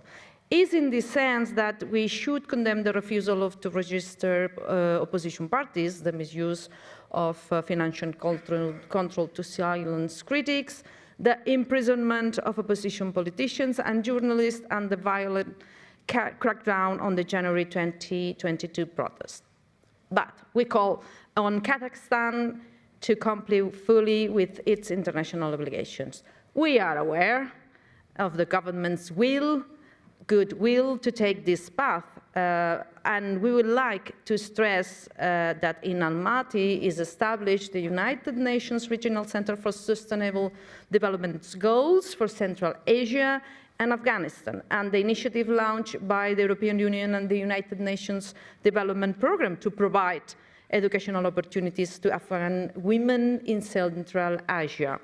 Regarding this, we call on the Council of Member States, the Council of Europe member states, to support and cooperate with this issue. But at the same time, we encourage Kazakhstan to ratify and fully implement the Istanbul Convention. We have several instruments that can help to achieve this important, I am finishing this goal, such as the parliamentary network Women Free from Violence in the Equality Committee that could organize, for example, a peer-to-peer exchange of views or seminars to support the development of the role of the parliamentarians in the fight against violence against women, or the role of parliamentarians in implementing and monitoring the Istanbul Convention. So in a nutshell, sorry.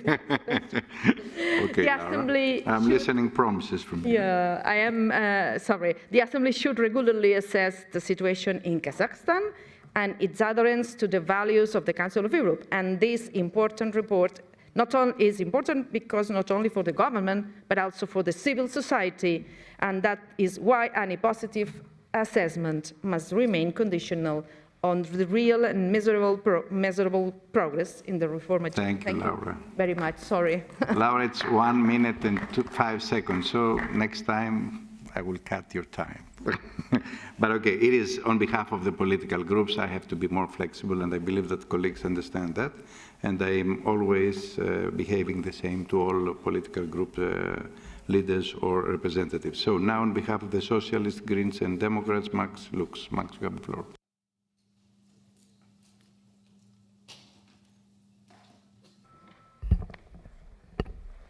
Dankeschön, Herr Präsident.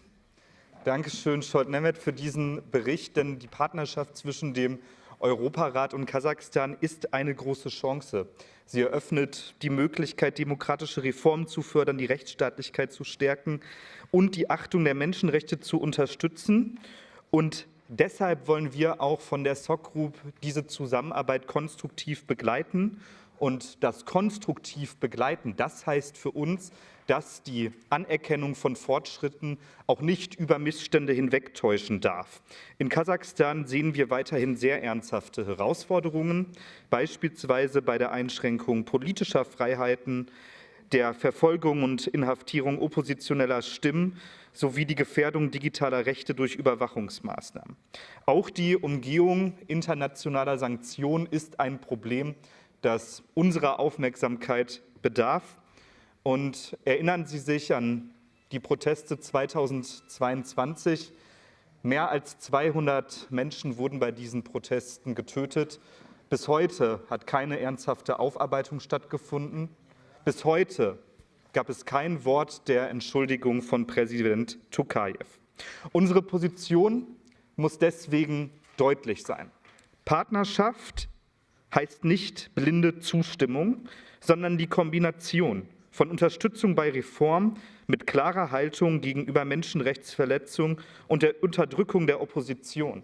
Und dabei müssen wir natürlich die Hand reichen, aber wir müssen Missstände benennen und Verantwortung einfordern. Nur durch diese Balance bleibt die Zusammenarbeit mit Kasachstan glaubwürdig und nur durch diese Balance können wir die Grundlage legen für eine ernsthafte, für eine ungesehene, für eine gemeinsame Kooperation und Entwicklung. Und deswegen werden wir als SOC Group auch in dieser Debatte wiederholt Änderungsanträge einbringen. Herzlichen Dank. Thank you, Max. And now on behalf of the European People's Party, Christophe Bricot. Christophe. Merci, Monsieur le Président. Merci à Monsieur Nemeth pour son rapport et à Président Hashimbayev pour son intervention. Merci beaucoup. Le Kazakhstan, peut-être faut-il le rappeler, est un pays qui est quand même assez éloigné de nous. C'est un pays principalement asiatique, avec d'un côté la Fédération de Russie, de l'autre côté la République populaire de Chine, deux États qui, je crois on peut le dire, ne sont pas des grandes démocraties. À mon avis, on peut tous s'accorder là-dessus. Dès lors, ça rend encore plus extraordinaire le travail achevé depuis 2022 en réalité, depuis 3 ans. En 3 ans, la quantité de réformes et la direction dans laquelle va ce pays sont tout simplement extraordinaires et je crois peu de pays d'entre nous auraient pu mettre en œuvre autant de réformes en aussi peu de temps. Il me semblait important de le souligner. Culturellement, c'est un pays qui est assez éloigné du nôtre, ce sont des valeurs assez éloignées du nôtre, pourtant ils choisissent de venir vers nous, ils choisissent d'adhérer aux valeurs auxquelles nous adhérons ici. Et il me semble que, avant d'être maximaliste dans les demandes que nous faisons ici, nous devrions laisser le temps au Kazakhstan, et à la population kazakh d'ailleurs, de vivre ces réformes, de se les approprier et de voir ce qu'il va en advenir. Parce qu'on parle de 3 ans. 3 ans seulement. Donc, personnellement, je salue le travail incroyable fait par les autorités kazakhs et en ce qui me concerne, tant que ça ira dans cette direction, vous pourrez compter sur mon soutien. Je vous remercie.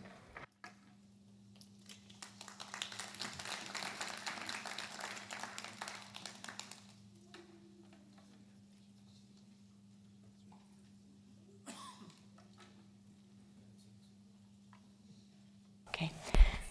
Dear colleagues, the next on our list is Vezat Birut. The floor is yours, please.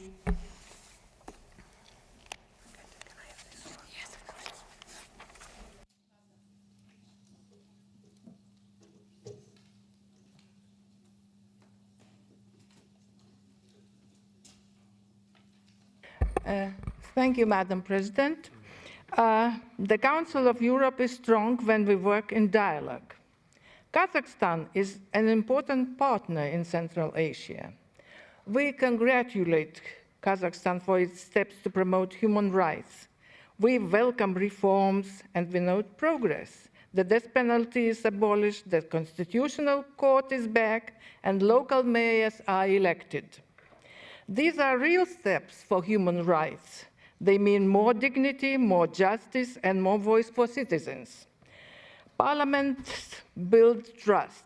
The agreement between PACE and the Parliament of Kazakhstan is a bridge. We encourage more visits, more debates, and joint work. Parliamentary diplomacy helps reforms to be real, not only on paper. We are aware of Kazakhstan's efforts to decentralize power. As members of PACE, we support equal rights, freedom of media, and justice for victims, so that democracy can flourish and contribute to making Central Asia the area free of political prisoners. Lithuania always stands for solidarity and fairness. We underline the needs for women's rights and the Istanbul Convention. We recall the free media and civil society must be respected, and we believe reforms must continue with real results for people. We encourage Kazakhstan to go forward with reforms, to work with the Council of Europe, and to listen to the voices of its citizens. This is the way to build trust, stability, and democracy. Colleagues, let us continue this work together for democracy and for trust. Thank you. Thank you. Now I ask Ms. Vladimir Vartanyan to take the floor. The floor is yours, Mr. Vartanyan. Thank you, Madam Chair. First of all, let me congratulate the reporter, Mr. Nemitz, for the very balanced report. I would like to say that it is a crucial step not only for our Assembly but also for Kazakhstan to have such a balanced resolution on the further democratic developments. Europe is a geographical notion, but the Council of Europe is something about values, something about democracy, something about responsibility. This is not just an elite club for privileges which are given for granted. This is, first of all, responsibility, responsibility, and responsibility. And the participation and the willingness of Kazakhstan to be closer to the Council of Europe should be appreciated, and we should take into account that Kazakhstan has both willingness and ability to take these responsibilities. We do believe that the Council of Europe would be a proper forum for enhancing further development of democracy, rule of law, and human rights in Kazakhstan. We understand that there is no ideal democracy in the Council of Europe. There is no situation when your democracy is ideal in any country, but we should do our best to improve democratic developments. We should do our best to increase the protection of human rights, and we should do our best to take the relevant place in this very important organization, which is not only about the democracy, rule of law, and human rights. This is about the general mindset, democratic mindset, which is quite important for all of us. And I would like to say that I hope that this resolution would be a milestone for Kazakhstan for the building a new democracy, for promotion of human rights, and for maintaining the rule of law. Thank you.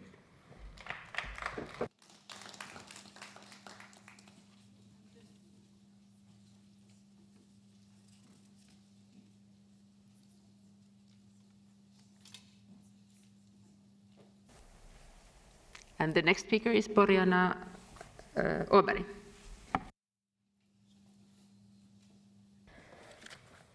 Madam President, dear colleagues, Kazakhstan is one of the pillars of stability in the Eurasian region. This role has become even more significant given the increasingly tense geopolitical climate, particularly as Russia continues its unprovoked war of aggression against Ukraine. I share the conclusions that our Assembly's cooperation with Kazakhstan must continue based on the values of the Council of Europe, encouraging and supporting Kazakhstan and its path towards democratic reforms. I also share the concerns raised in the report, but I would like to rather highlight the positive developments. Shortly after the January protests, President Tokayev presented an ambitious new reform agenda to democratize the political system. These reforms aim to decentralize power both geographically and institutionally, as well as to democratize and improve the electoral system. Reforms to the electoral process have already been implemented. Further steps have been taken to improve the situation of women and to counter gender-based discrimination. At the same time, significant challenges remain in what is still a highly patriarchal society. In 2017, physical violence against women was downgraded from a crime to an administrative offense. But in 2024, violence against women was once again criminalized. The expressed aim of continuing to align the legislation and subsequently acceding the Istanbul Convention is an important step to prevent and combat violence against women. It is encouraging that Kazakhstan has sought support for its democratic reforms. Now is the right moment to deepen the Council of Europe's engagement and ensure sustained progress. Thank you. And the next speaker, Mr. Istvan Holik.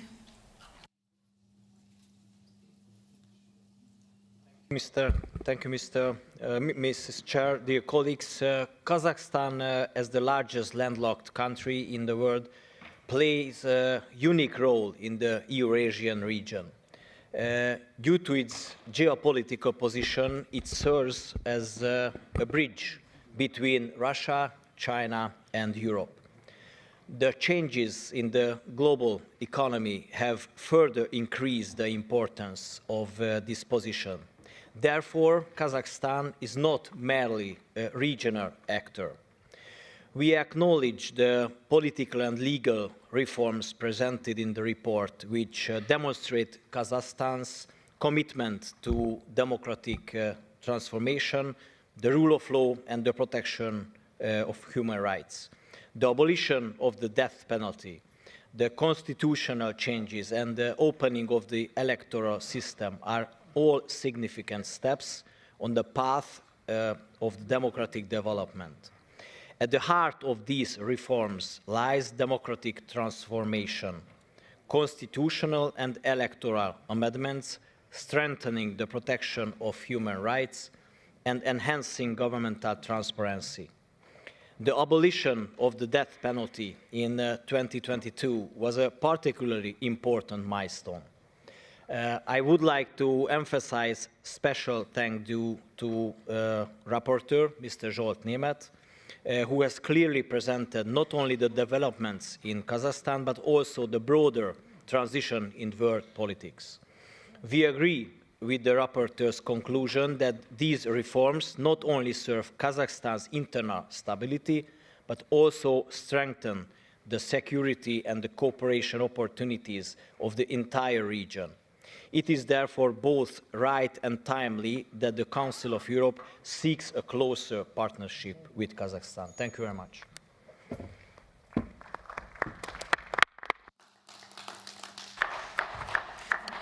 The next speaker is Mr. Mehmet Akalin. Thank you, Madam Chair. First of all, I would like to thank the rapporteur for this resolution. Dear colleagues, Kazakhstan today stands before this assembly as a nation in transition, one that has chosen the difficult but necessary path of democratic reform. I am pleased to voice my support for the resolution on Kazakhstan. In recent years, it has taken meaningful steps to strengthen governance, expand freedoms, and build a more transparent and inclusive society. A central milestone was the 2022 constitutional referendum, where more than 77% of citizens voted for the reforms, reducing presidential powers, strengthening parliament, and limiting the presidency to a single term. This represents a clear move toward accountable governance in a region where power has often been overly centralized. Transparency has advanced through tighter rules on political financing and more open procurement processes, signaling a commitment to fighting corruption and building trust between citizens and state.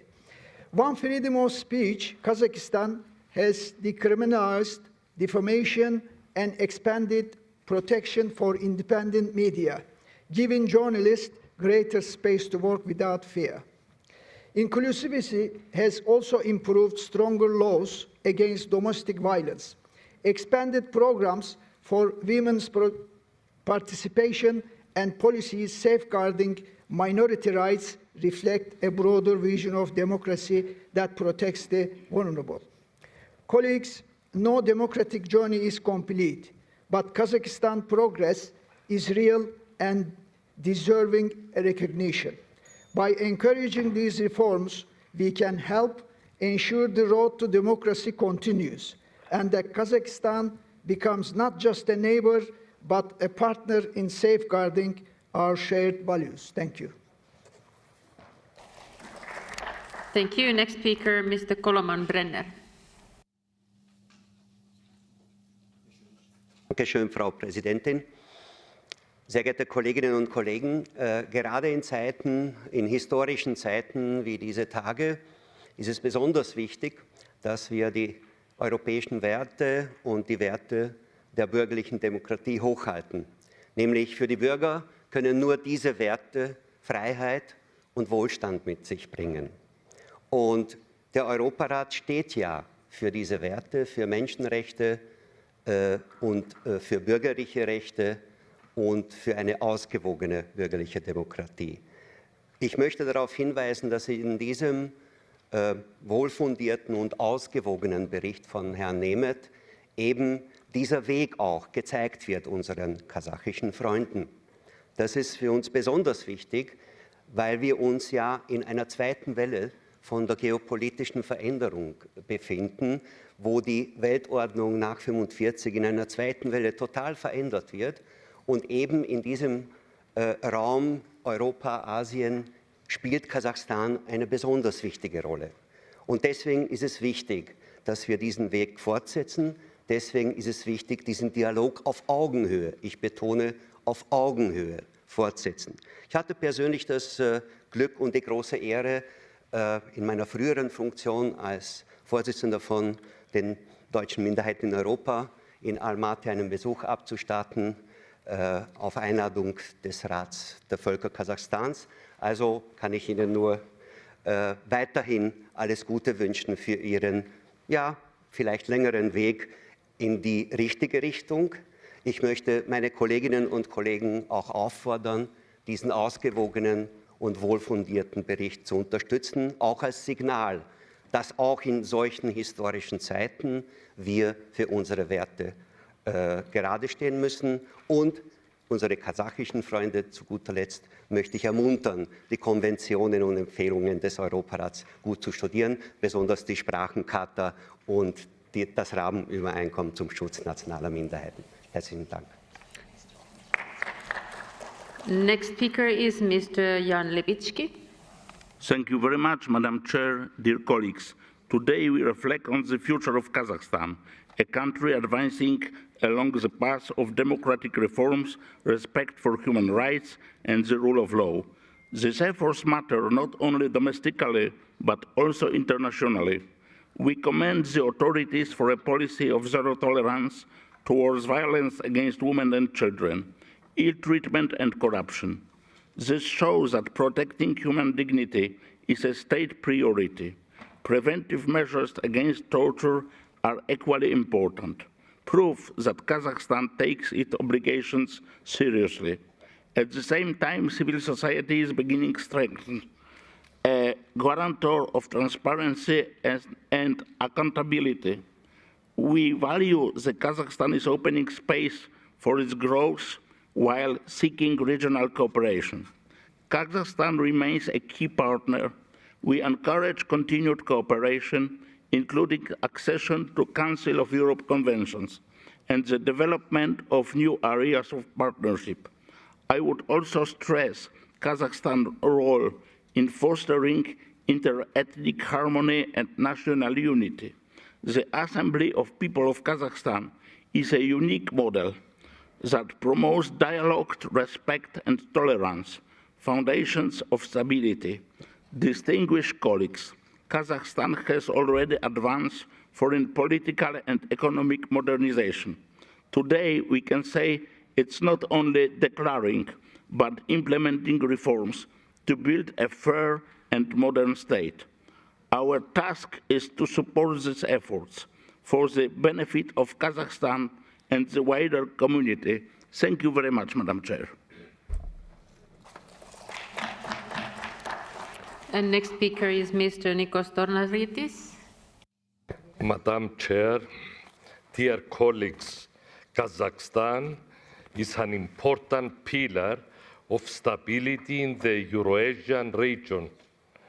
We welcome its commitment to democratic reform, cooperation with European institutions, and the abolition of the death penalty.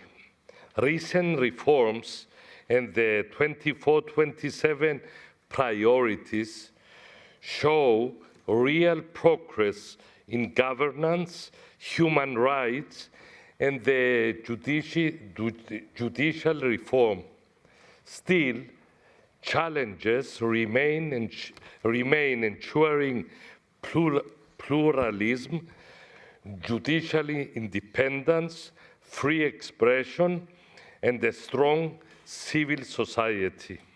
Our role is to engage Kazakhstan as a partner, offering dialogue and support to help achieve lasting reforms that improve the lives of their citizens. Therefore, we will strongly support the draft resolution before us. Thank you very much. Next speaker is Mr. Roland Buschel. Geschätzte Frau Vizepräsidentin, geschätzte Anwesende! Kasachstan hat in den letzten Jahren große Anstrengungen unternommen, sein politisches System zu modernisieren und seine demokratischen Institutionen zu stärken. Diese Bemühungen widerspiegeln sich in der Verbesserung der Wahlverfahren und der Stärkung des Parlaments. Von besonderer Bedeutung für mich ist dabei das Engagement für mehr Transparenz. All diese Schritte zeigen, dass Kasachstan auf dem Weg zu mehr Offenheit und Demokratie ist. Der eingeschlagene Weg erfordert Konsequenz und Ausdauer. Demokratie ist ein permanenter Prozess. Dieser Prozess braucht Zeit, dieser Prozess erfordert Geduld. Und es braucht das Vertrauen der Bürger in die Institutionen und in die Menschen, welche in diesen Institutionen arbeiten. Sie wissen es, ich komme aus der Schweiz. Der Kampf für Unabhängigkeit und Freiheit und damit die demokratische Entwicklung meines Landes begannen im 13. Jahrhundert. Glauben Sie mir, die Menschen in meinem Land wissen, dass so ein langer Weg nicht ohne Herausforderungen ist. Aber durch Dialog, Respekt vor der Vielfalt und mit der Bereitschaft, Kompromisse einzugehen, ist es möglich, langfristige Stabilität zu erreichen und zu erhalten. Die Eidgenossenschaft, also die Schweiz, wurde im Jahr 1291 gegründet. Nach dem Zerfall der Sowjetunion erklärte sich Kasachstan am 16. Dezember 1991 als Republik unabhängig. Zwischen diesen beiden Unabhängigkeitserklärungen liegen 700 Jahre. Wenn wir gerade bei den Zahlen sind, Kasachstan ist 1000-mal so groß wie die 3 Urkantone der Schweiz damals, 65-mal so groß wie die Schweiz heute, 17.000-mal so groß wie Liechtenstein und ja, mehr als 4-mal größer als la Grande Nation Frankreich. Das Land befindet sich heute in einer entscheidenden Phase seiner Entwicklung. Die eingeleiteten demokratischen Reformen verdienen unsere Unterstützung. Ich bin überzeugt, dass die Parlamentarische Versammlung des Europarats durch Respekt und mit dem Respekt für die Zeit, welche dafür notwendig ist, zur Stabilität, Gerechtigkeit und Frieden in Kasachstan beitragen kann. Besten Dank. Thank you. Mr. Oleksiy Goncharenko. Брати казахи, знайте, ви у українців в серці. I just addressed to Kazakhs in Ukrainian language, and believe me, Kazakhs will understand me. Why? Because we have a lot of in common. And most important, both for Cossacks and for Kazakhs, the freedom is the most important. Yes, Kazakhstan stands between two empires, China and Russia. And this is a very dangerous place to be. And the shadow of Lavrov-Van E pact is lying on Kazakhstan. We know this. Yes, geography can be a curse, but it shouldn't be the sentence. Because values know no borders. Freedom knows no borders. And Kazakhstan should not accept the future written in Moscow or Beijing. I heard today many called Kazakhstan to be a bridge between Russia, China, Europe. No, Kazakhstan is not a bridge where imperial armies are marching. Kazakhstan is a home for Kazakh people. That's the most important. And I'm sure that Kazakh people can choose their own destiny and their own way. And this is the way to free world where Kazakhs belong to. So, Alga Kazakhstan, stand together with the free world. This is the only way to survive in this world today. And I am sure this way will benefit to all Kazakh people everywhere. Alga, Kazakhstan. Thank you. And the final speaker on this debate is Casey Patrick. Thank you, Madam Chair. At this pivotal moment in our European journey, we must confront the sobering reality. Democracy, even within Europe, is fragile. It's not fragile because it has failed, but because it's under sustained pressure from rising authoritarianism, disinformation, and internal democratic erosion. In such times, our commitment to democracy principles must be steadfast, and our support for those striving to uphold them must be resolute. Kazakhstan presents a compelling case, a nation of strategic importance and rich in resources. It has long operated under authoritarian governance, yet following the tragic events of January 22, now remembered as Bloody January, the President has initiated a series of reforms aimed at building a new and fair Kazakhstan. These reforms including limiting presidential powers, strengthening parliamentary authority, and proposing a transition to a legislator elected through party lists. These steps, while representing meaningful progress, election irregularities persist, civil society remains constrained, and human rights challenges endure. However, Kazakhstan's government's willingness to engage with international partners, including the Council of Europe, signals a genuine openness to reform. This is diplomacy with purpose, supporting reform, demanding accountability, and promoting transparency. Democracy is not defined by perfection, but by progress. It is built through dialogue, accountability, and the courage to change. Kazakhstan's journey reminds us that even in the most challenging environments, reform is possible, but it requires support, our support. Therefore, I urge this Assembly to act with determination and let us extend the principles and constructive support to Kazakhstan's reform efforts. Let us reaffirm our commitment to a Europe that is not only contained of nations, but of community values. And let us ensure the democratic spirit remains the guiding light of our European project. Thank you. Thank you. I call Mr. Nemeth, rapporteur, to reply. You have 3 minutes.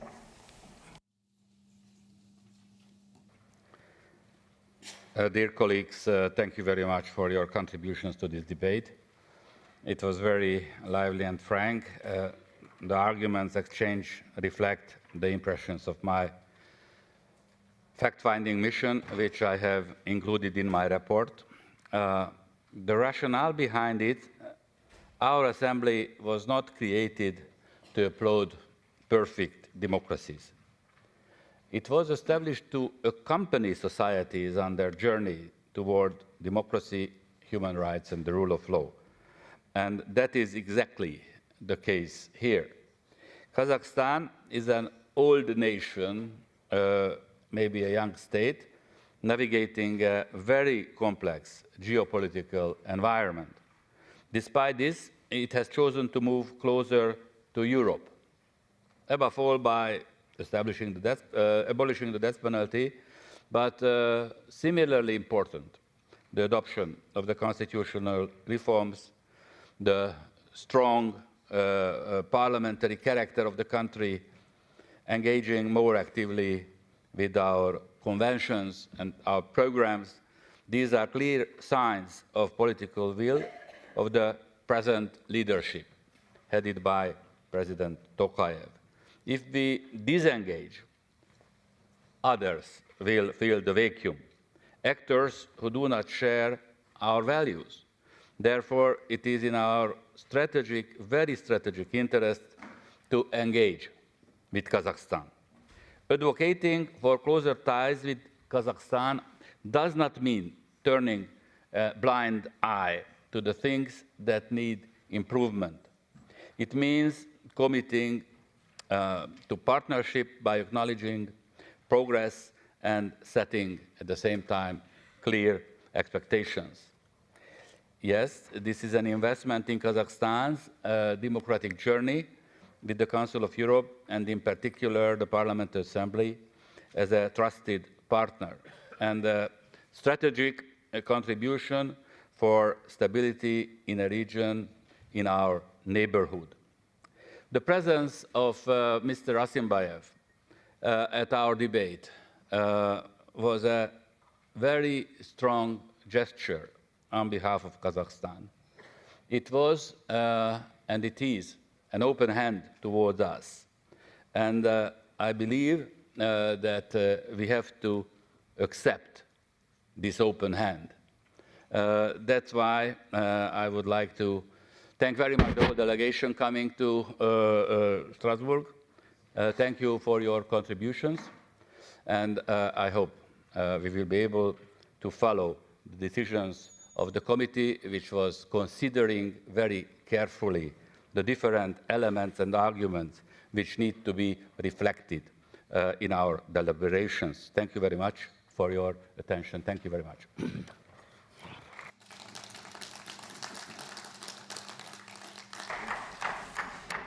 Thank you. I share the gratitude for the participation. Does the chair want to have of the committee want to speak? Please, 3 minutes.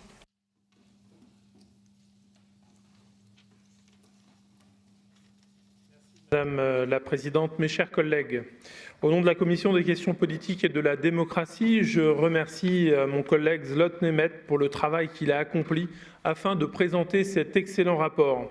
Je tiens également à remercier les collègues qui viennent de prendre la parole pour leurs commentaires apportés au débat. Le débat d'aujourd'hui montre bien que notre Assemblée est attentive non seulement à ce qui se passe en Europe, mais aussi dans son voisinage immédiat. Le Kazakhstan, situé au carrefour de l'Europe et de l'Asie, occupe une place stratégique. Son rapprochement avec le Conseil de l'Europe n'est pas seulement une question bilatérale, mais un enjeu de stabilité régionale et de sécurité démocratique pour l'ensemble de notre continent. Ces dernières années, le pays a franchi des étapes importantes et qui ont été rappelées dans vos discours, dont un de plus important était l'abolition de la peine de mort, mais aussi l'engagement accru auprès de notre organisation qui est un développement remarquable. Bien sûr, le chemin n'est pas terminé, et ça vous l'avez également tous rappelé. Notre Assemblée a formulé clairement que des progrès supplémentaires sont attendus, mais ces défis doivent être vus comme des occasions de coopération renforcée. Le Kazakhstan a clairement, très clairement, exprimé sa volonté de poursuivre les réformes et d'avancer avec nous. Le Conseil de l'Europe dispose d'outils uniques pour accompagner ce processus et renforcer la sécurité démocratique, y compris dans notre voisinage. Notre engagement est non seulement bénéfique pour le Kazakhstan, mais aussi pour la stabilité de la région et donc pour l'Europe elle-même. En conclusion, au nom de la Commission, je souhaite réaffirmer notre plein soutien à ce rapport. Il incarne l'équilibre nécessaire la fermeté sur nos valeurs et l'ouverture à une coopération constructive. Je tiens à féliciter une nouvelle fois M. Nemeth, au nom de la Commission des questions politiques et de la démocratie, pour son excellent travail. Je vous remercie sincèrement pour votre attention à toutes et tous. Thank you, Committee Chair Boya. Then we move to the votes and consideration of amendments. The Committee on the Political Affairs and Democracy presented the draft resolution, to which 7 amendments have been tabled. They will be taken in order in which they appear in the compendium. I remind you the speeches of the amendment are limited to 30 seconds. And first, the unanimous approval of amendments. I understand that Amendments 6 and 7 to the draft resolution were unanimously approved by the committee. However, given that Amendment 6 would lapse if Amendment 4 is adopted, it must be considered according to the usual procedure. Therefore, only Amendment 7 can be agreed under the unanimous procedure. Mr. Chair, do you wish to propose the Amendment 7 to be agreed on unanimously? Oui. No, thank you. So we consider that Amendment 7 to be approved and will not be called. Then we go for the amendments number 1, starting from number 1. I call Mr. Lux to support Amendment 1. 30 seconds. Thank you, Mrs. President. Kazakhstan remains as a key pillar of stability in the Central Asia region, and we are very grateful for that. But we must also address serious security concerns we have. This amendment recalls our resolution 2540, highlighting the sharp increase in microchip imports to Kazakhstan and the onward exports to Russia, as well as the large-scale oil flows from Russia. Supporting this amendment strengthens our resolution, and it would follow the position of the European Commission and the position of the United States. Thank you. Thank you. Does anyone wish to speak against? Do you have a name? Please. Natanyan, please. He's not present. Push the card. Okay, it doesn't show in the system.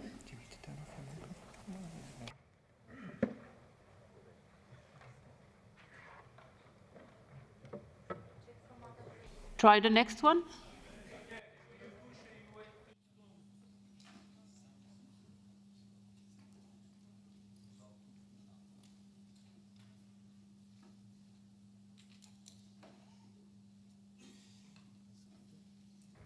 Okay, thank you. I'm sorry for this technical issue. I'm against this amendment because I don't think that it's a good practice to quote another resolution. In this case, we will start to quote the convention, all the necessary instrument in each and every resolution. The first. The second, I think that information is outdated. The third, it might be actually somehow apart from the general context of what the resolution was intended. And end of the day, why we are mentioning crude oil and India in this resolution. So I'm against. And what is the opinion of the committee on the amendment?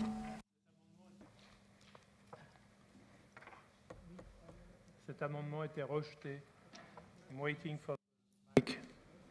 OK. Cet amendement a été rejeté. Thank you. I shall put amendment to the vote. The vote is open.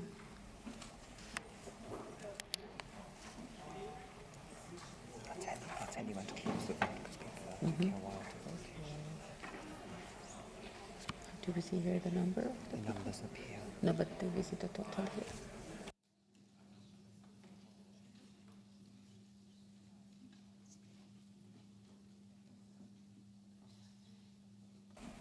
And I call voting closed. Amendment is 62 in favor, 67 against, 2 abstentions, so it is rejected. We move for Amendment 2. Max Lux, please. Thank you very much. I present Amendment 2 to our resolution, which acknowledged Kazakhstan's progress in democratic reforms, notably the abolition of the death penalty in 2022. However, this amendment also addresses serious concerns regarding recent developments. Leaked documents from the Chinese company Gij Networks reveal that Kazakhstan has acquired and deployed advanced internet censorship and surveillance infrastructure, including deep packet inspection, real-time monitoring, and VPN detection. These capabilities serve restrict free expression and digital rights, so please follow this amendment. Thank you. Does anyone wish to speak against the amendment?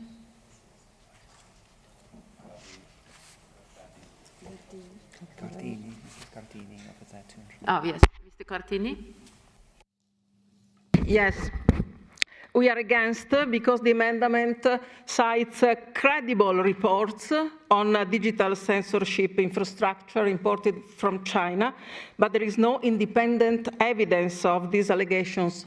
On the contrary, the Kazakh authorities have already denied them, and we must rely on facts, not on allegations or simple hearsay. Thank you. Thank you. I shall now. What is the opinion of the committee chair, please? Cet amendement était rejeté, Madame la Présidente. Thank you. So we go for the vote. The vote is open.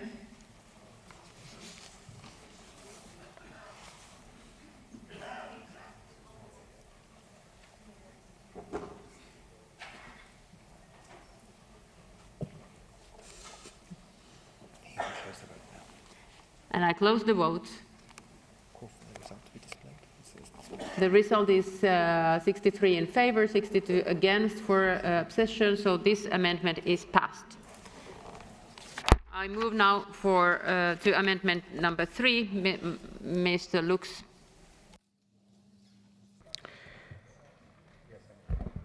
First of all, allow me please to welcome the comprehensive cooperation between Kazakhstan and the Council of Europe under the neighborhood cooperation priorities. This amendment stresses the need for tangible progress in justice reform, anti-corruption measures, and the promotion of human rights. It particularly calls for the release of 39 political prisoners. Let's use our power here in the Assembly to help these political prisoners in our cooperation with Kazakhstan. Please support this amendment. Thank you. Does anyone wish to speak against amendment number 3? Oh, yes.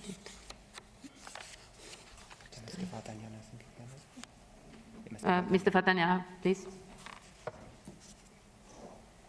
Once again. Okay.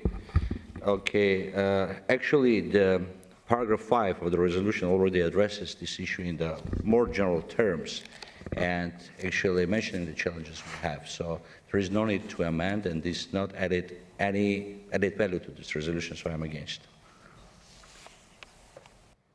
And what is the opinion of the committee? Cet amendement était rejeté. Thank you. I shall put the amendment number 3 to vote. The vote is open.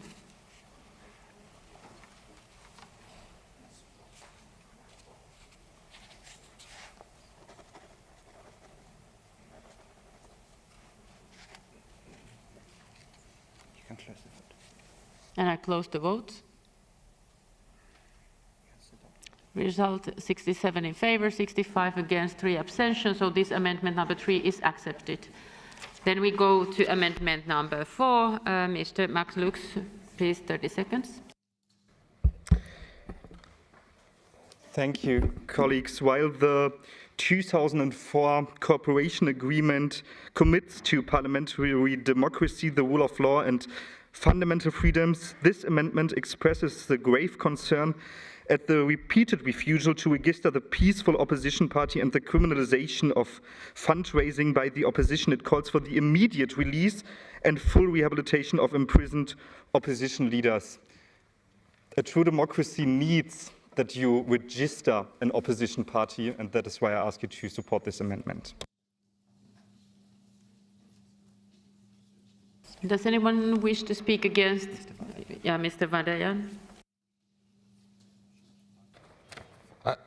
I agree with Mr. Lux that all the political parties should be registered, but simultaneously it is impossible to push the country to do something from the Strasbourg. It's necessary to actually to respect the constitutional settings we have, and we should more engage in the further understanding what's going on in this process. But actually the paragraph we have and the amendment is not only concerning the registration of the political party, it's also concerning the events occurred in 2022, and it's quite important that the text of the resolution is addressing not only the past challenges, but it's also addressing the current challenges. And having the text as it is much favorable than we change the text as it proposed by Mr. Luke's amendment.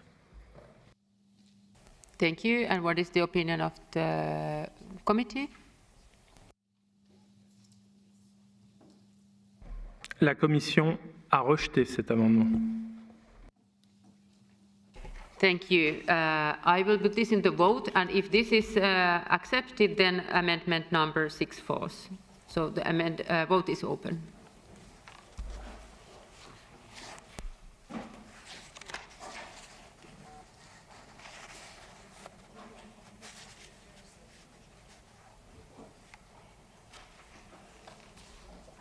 I close the vote. So 69 against 66 and 2 abstentions. So this is adopted, amendment number 4. And we go to amendment 6. That falls because of the accepting the amendment 4. So we move then to amendment 5. That is from Max Lux. Please represent it in 30 seconds. So, colleagues, this really is now a very serious amendment, because I'm so happy that we as the Assembly, we are committed to expand our relations with Kazakhstan, and I really want to see more relations with Kazakhstan. But we have to face the fact that there are transnational persecution by the authorities from Kazakhstan, in particular a case from Belgium. And I think that we need to create a safe space for human rights activists, for journalists, for oppositional politicians in the Council of Europe member states. So please follow this amendment to make here a safe place for oppositional politicians, but also to strengthen our relations with Kazakhstan. And anyone wish to speak against amendment number 5? Mr. Vardanyan.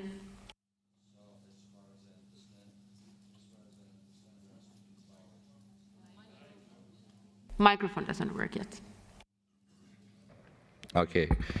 We're speaking about amendment which actually mention one individual case where circumstances are unclear, and as I know, have been not substantiated by any independent body, and it is all such information would be placed in an explanatory memorandum. In addition, the Open Dialogue Foundation reportedly has close ties with the already mentioned person. So I would like to say that we cannot actually, if we would like to have a Kazakhstan closer to Council of Europe, this kind of amendments may actually hinder the process. Thank you. Thank you. What is the opinion of the committee? Cet amendement a été rejeté. Thank you. So we put this to the vote, and the vote is open. Amendment number 5.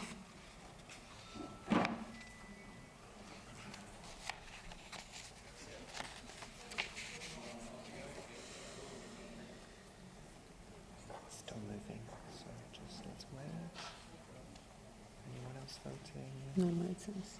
Okay, I think it's taken now. So yeah, close the vote. So I close the vote. That's rejected. And the figures you see is rejected. We go then for the whole draft resolution as amended. A simple majority is required. I open the vote on the whole resolution as amended. Vote is open.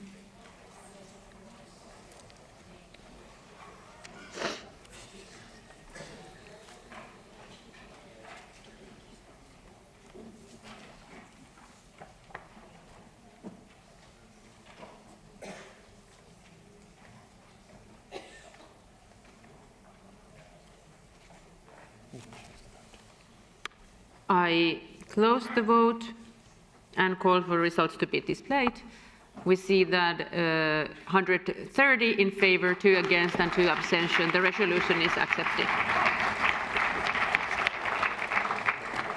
The next item on the business of this afternoon is debate on the report titled Honoring the Membership Obligation of the Council of Europe by Hungary, presented by Mr. Erik Niels Kross and Mr. George Papandreou on behalf of the Monitoring Committee.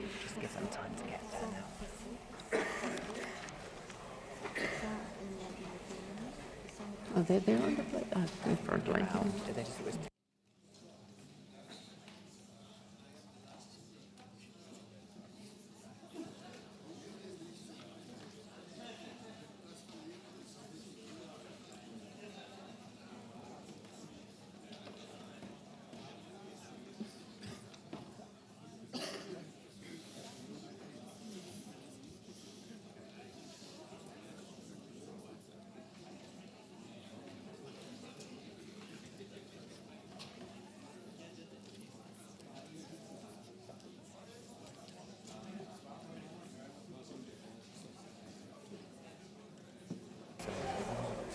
So please take the seats. We can start with the presentations. We will begin with the rapporteurs, Mr. Kross and Mr. Papandreou, the co-rapporteurs. They have each 5 minutes now and 5 minutes in total to reply after the debate. So I call now Mr. Kross. You are ready to present your part, please.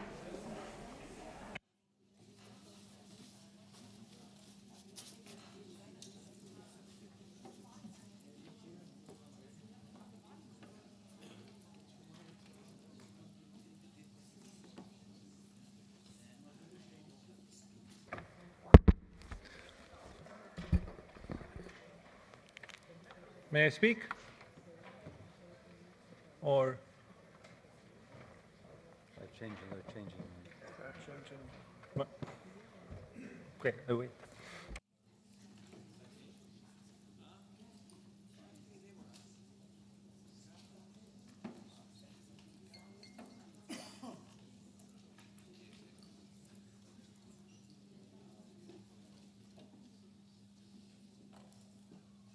Okay, second try. Dear colleagues, today we present the key findings of the Monitoring Committee's report on Hungary, which reflects our ongoing responsibility to ensure that every member state upholds the fundamental values of the Council of Europe: democracy, the rule of law, and human rights. Hungary has been under a full monitoring procedure since 2022 due to what this assembly called systemic concerns. While in this report we acknowledge some progress, most notably recent judicial reforms aligned with the Venice Commission recommendations, the overall picture remains very troubling. First, on democratic institutions. Hungary's electoral system has been systematically engineered to favor the ruling coalition. The Venice Commission and the ODIHR have consistently highlighted gerrymandering, unequal suffrage, and opaque restricting processes that lack public consultation. The successive reforms have turned electoral victories into two-thirds majorities. And these two-thirds majorities have been used to single-handedly modify the institutional framework in the ruling majority's interest. The excessive use of cardinal laws and constitutional amendments, 15 of those to date, has undermined the normal legislative process and cemented the ruling party's preferences into near irreversible legal structures. Appointments to key oversight bodies, including the Constitutional Court and the State Audit Office, are dominated by political allies, weakening checks and balances. Second, the rule of law is under sustained pressure. Despite the 2023 reform package that aimed to strengthen judicial independence in response to EU concerns, significant challenges remain. Judges face political intimidation, and their remuneration remains the lowest in the EU. The Baka versus Hungary judgment remains unexecuted, perpetuating a chilling effect on judicial independence and freedom of expression. And moreover, and maybe also more importantly, Hungary's continued use of the so-called state of danger, originally justified by the COVID-19 pandemic and now extended under vague pretexts, has allowed the government, particularly the Prime Minister, to bypass Parliament, ruling extensively by decree. Third, corruption and public integrity. They go together. Hungary's corruption levels are among the highest in the EU. Greco and the OECD have reported severe deficiencies in preventing high-level corruption, with several critical reports, often unpublished by Hungarian authorities. The anti-corruption bodies created to appease EU conditionality mechanisms are themselves in crisis. One is undermined by criminal investigations against its president, and the other has been unable to release its last annual report due to the lack of agreement between its civil society members and the government representatives. Fourth, on human rights and civil society, media pluralism is gravely compromised. The state controls a large portion of the advertising market, and media regulatory authorities are politically appointed. Civil society is under growing pressure, with state bodies such as the Sovereignty Protection Office aiming to intimidate independent organizations. The Assembly has before called for the abolition of such institutions and for the amendment of laws that curtail civic space. In conclusion, we welcome Hungary's legislative steps toward restoring some judicial independence, but these remain isolated improvements within a broader landscape of democratic erosion. The Assembly reiterates its commitment to a constructive dialogue with Hungary, but such dialogue must be based on a genuine adherence to our shared values. We call on the Hungarian authorities to implement the full range of recommendations. One, to overhaul the electoral system after the 2026 elections. Second, guarantee the independence of the judiciary and supervisory bodies. Third, combat corruption robustly. And finally, restore a safe and pluralistic space for civil society and the media. Thank you.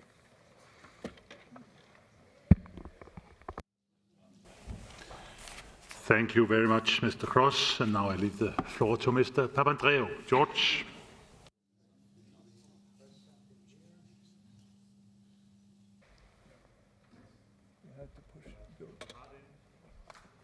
Hello, okay. Thank you, Eric, and dear colleagues. No one disputes that Fidesz has repeatedly won elections, but democracy is far more than winning at the ballot box. The true measure lies in how power is exercised responsibly. Checks and balances, opposition voices that have a platform to speak and speak freely, leaders that are subject to the rule of law, rather than shielded by impunity, and whether justice serves citizens rather than being wielded against critics. Individual rights protected, public resources managed transparently and not captured for private gain, dialogue and consensus fostered instead of silenced, whether electoral laws ensure fair representation. So we're not monitoring, then what we're monitoring is not who governs, but how power is used and secured. Is it respecting human rights, democracy, and the rule of law? If it does so, then anger turns into voice, power into responsibility, and conflict into justice, building trust, which keeps societies peaceful and prosperous. Such important principles for Europe, especially today. And we know if they are eroded in one place, they are eroded for us all. As Eric just said, we are seeing, unluckily, erosion of these norms. Opaque boundary redraws in electoral constituencies have allowed for majorities to become supermajorities. This has given the constitutional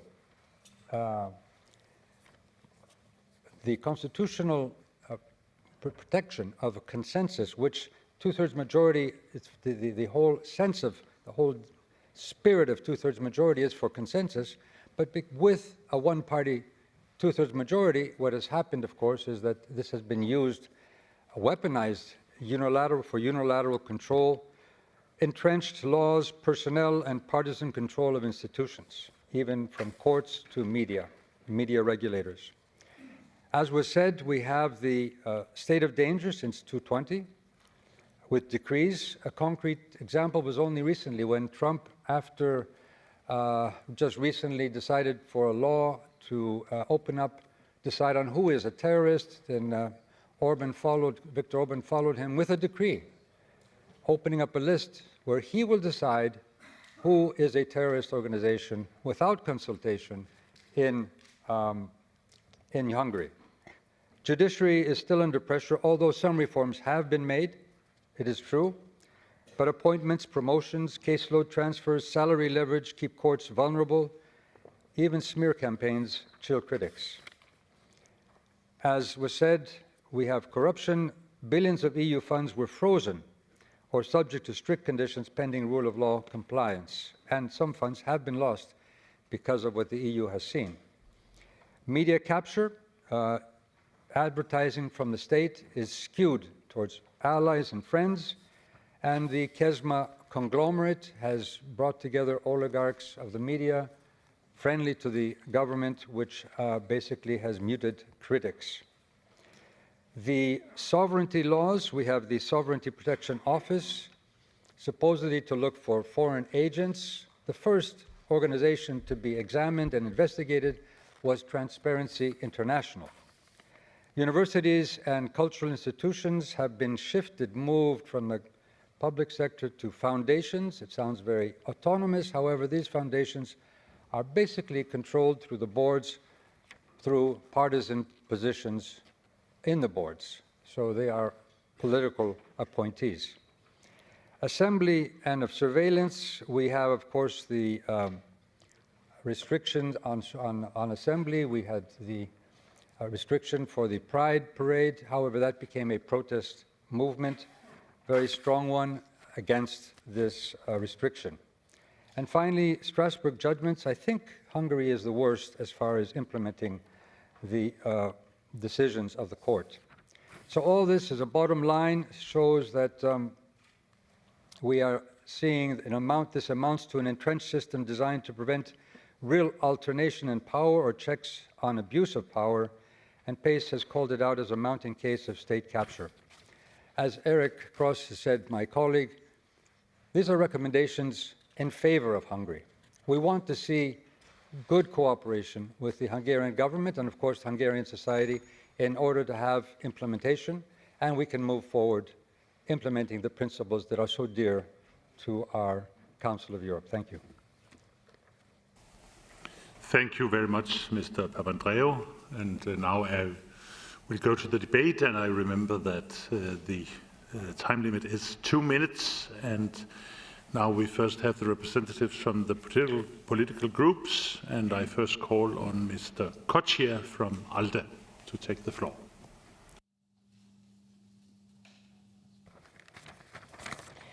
Merci, Monsieur le Président. Le groupe ALDE exprime sa vive préoccupation concernant l'état de la démocratie et des droits de l'homme en Hongrie. Certes, des réformes vont dans le bon sens, quelques réformes vont dans le bon sens pour réformer notamment l'indépendance du pouvoir judiciaire, mais l'essentiel du rapport montre une érosion persistante des contre-pouvoirs et du pluralisme dans ce pays.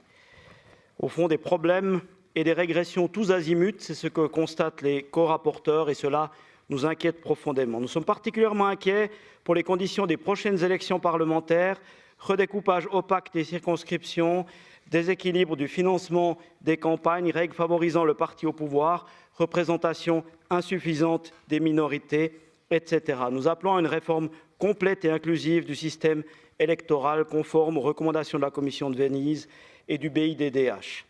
Le rapport, et merci ici aux rapporteurs pour leur travail, aux co-rapporteurs, le rapport souligne le déficit de protection des minorités nationales aussi. Nous invitons la Hongrie à réformer son système de représentation des minorités au Parlement, conformément à la décision de la Cour, et à assurer la participation effective des personnes appartenant à toutes les minorités au processus politique. De même, la question de la liberté d'expression inquiète. Nous sommes profondément préoccupés par la succession de mesures visant à réduire au silence les organisations de la société civile. Le climat politique à l'égard des personnes et organisations LGBT+, en particulier, est très préoccupant, et notamment cette loi votée en procédure d'urgence encore cette année. Dans le domaine des médias, c'est la concentration de la propriété des médias, le manque de pluralisme et l'influence politique sur le contenu qui inquiète. Et dans le domaine de la lutte contre la corruption, c'est l'absence de volonté politique forte pour s'y attaquer. Notre groupe veut un dialogue exigeant mais constructif avec la Hongrie. Celle-ci doit honorer pleinement ses engagements envers le Conseil de l'Europe et cesser de s'en éloigner. Il y a encore beaucoup de travail. Thank you very much, Mr. Co-Chair. Then I leave the floor for the representative from UEL. It's Mr. Fernandes. You have the floor. Merci, Monsieur le Président. Chers collègues, le rapport qui nous est présenté illustre une vérité que l'histoire ne cesse de nous rappeler. Une fois que l'extrême droite prend le pouvoir, il devient difficile de l'en déloger. En Hongrie, en 2010, c'est la coalition menée par Viktor Orban qui est arrivée au pouvoir. Et en 15 ans, l'extrême droite a montré comment, une fois élue, elle use et abuse de ses prérogatives constitutionnelles pour se maintenir quoi qu'il en coûte. Découpage électoral effectué dans l'ombre, inégalité du suffrage pour la diaspora, modification du mode de scrutin permettant d'obtenir avec 50% des voix près de 80% des sièges, surreprésentation des vainqueurs, opacité du financement des campagnes où l'extrême droite dépense 8 fois plus que l'opposition. À cela s'ajoute le mépris envers les décisions de la CEDH et des avis de la Commission de Venise, l'affaiblissement de l'état de droit, du contrôle de la corruption, des moyens alloués à la justice, la remise en cause de la séparation des pouvoirs et de la représentation des 13 minorités reconnues. Parallèlement, nous assistons à la concentration des médias, tous favorables au pouvoir, à la répression des défenseurs des droits humains, à l'interdiction de toute réunion de personnes LGBTQIA+, y compris l'interdiction des marches des fiertés, contrevenant ainsi à la jurisprudence de la CEDH et à l'article 11 de la Convention.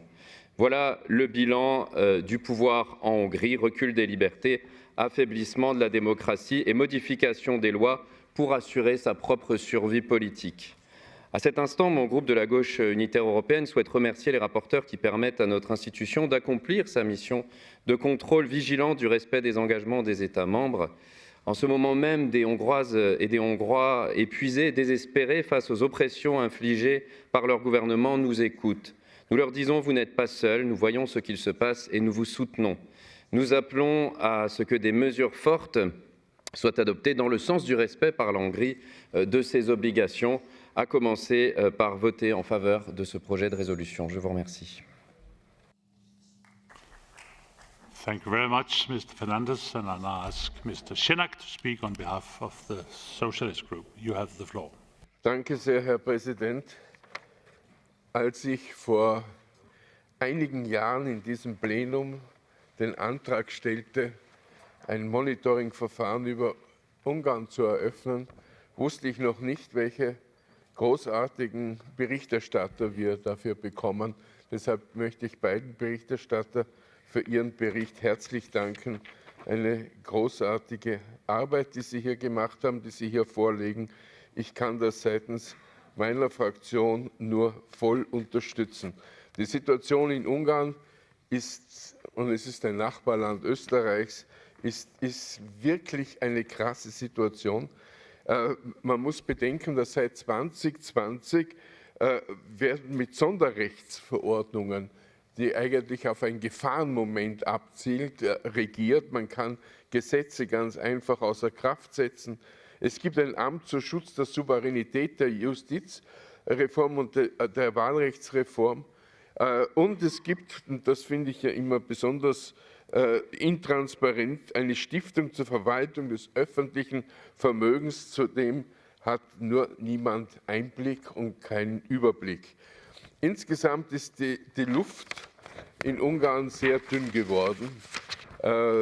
Die Medien sind praktisch in den Händen von Ministerpräsident Orban und seinen Freunden und die Kulturszene ist völlig ausgedörrt und viele Kulturschaffenden müssen das Land verlassen.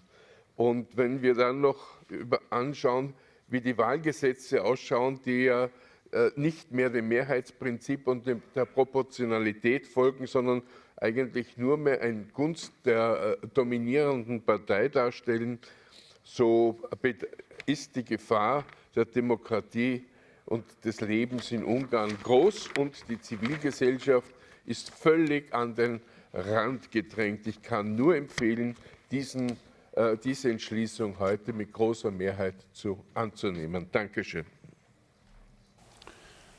Thank you very much, Mr. Schenak. And now I give the floor to Mrs. Pomaska from EPP. Thank you, Mr. President, dear colleagues. This report on Hungary's obligations to the Council of Europe highlights both progress, but also serious challenges. We should acknowledge that in 2023, Hungary adopted judicial reforms. They improved the independence of the courts. This shows that constructive dialogue with our assembly can deliver results. But key concerns remain. Electoral reforms have tilted the system in favor of repeated two-thirds supermajorities, undermining fair competition. Constitutional amendments and cardinal laws have entrenched one party's preferences, weakening checks and balances. Meanwhile, restrictions on media and civil society continue to shrink democratic space, and the fight against corruption is still insufficient. Allow me also to recall a case that directly concerns this assembly. We lifted the immunity of former MP Romanowski so he could face serious criminal charges in Poland. Instead, he fled to Hungary and was controversially granted political asylum despite the gravity of the accusations. This raises troubling questions about mutual respect for the rule of law between member states. Our task is not to stigmatize, but to uphold the principles every member has freely accepted: democracy, rule of law, and human rights. Hungary has shown it can reform when it chooses. But a genuine and sustained political commitment will be necessary to restore pluralism, the rule of law, and the protection of fundamental rights. Implementing the recommendations of the Venice Commission and GRECO on elections, judicial appointments, anti-corruption measures, and media freedom should be the priority. Continued monitoring remains essential with the overreaching goal of strengthening the democratic foundations of Hungarian society. Thank you very much. Thank you very much. And the last speaker from the political groups will be Mr. Kazak. You have the floor. Vielen Dank. Heute erleben wir schon wieder, wie linke Kräfte, die glauben, im Besitz der Wahrheit und der Gerechtigkeit zu sein, versuchen, Ungarn zu belehren, Ungarn zu bestrafen, Ungarn zu beleidigen. Dieselben linken Ideologien, die damals ganze Völker unterdrückten, die heute im Übrigen in vielen europäischen Ländern eine Wahl nach der anderen verlieren, erheben den moralischen Zeigefinger gegenüber Ungarn. Ich möchte hier feststellen, Ungarn ist eine funktionierende Demokratie im Herzen Europas. Es gibt freie Wahlen, es gibt eine starke Regierung, die vom Volk getragen wird. Was Sie stört, ist nicht der Mangel an Demokratie, an Rechtsstaatlichkeit in Ungarn. Was Sie stört, ist, dass das ungarische Volk anders entscheidet, als es ihnen gefällt. Als Österreicher aus einem Land mit einer langen gemeinsamen Geschichte mit Ungarn empfinde ich dies als tief ungerecht und respektlos. Wir sind Nachbarn, Freunde, Partner und ich werde nicht schweigen, wenn unsere ungarischen Freunde angegriffen und diffamiert werden. Meine Damen und Herren, wer wirklich an Europa glaubt, der respektiert die Völker, ihre Souveränität und ihre Entscheidungen. Alles andere ist ein Irrweg. Daher sage ich klar und mit voller Überzeugung, dieser Bericht ist einfach schlecht. Meine Fraktion wird diesen Bericht auch ablehnen. Und zum Schluss noch, Achtung, Ironie, Er hat natürlich überhaupt nichts zu tun und ist keinerlei Einmischung in die freien Wahlen, die Ungarn nächstes Jahr zu bestreiten hat.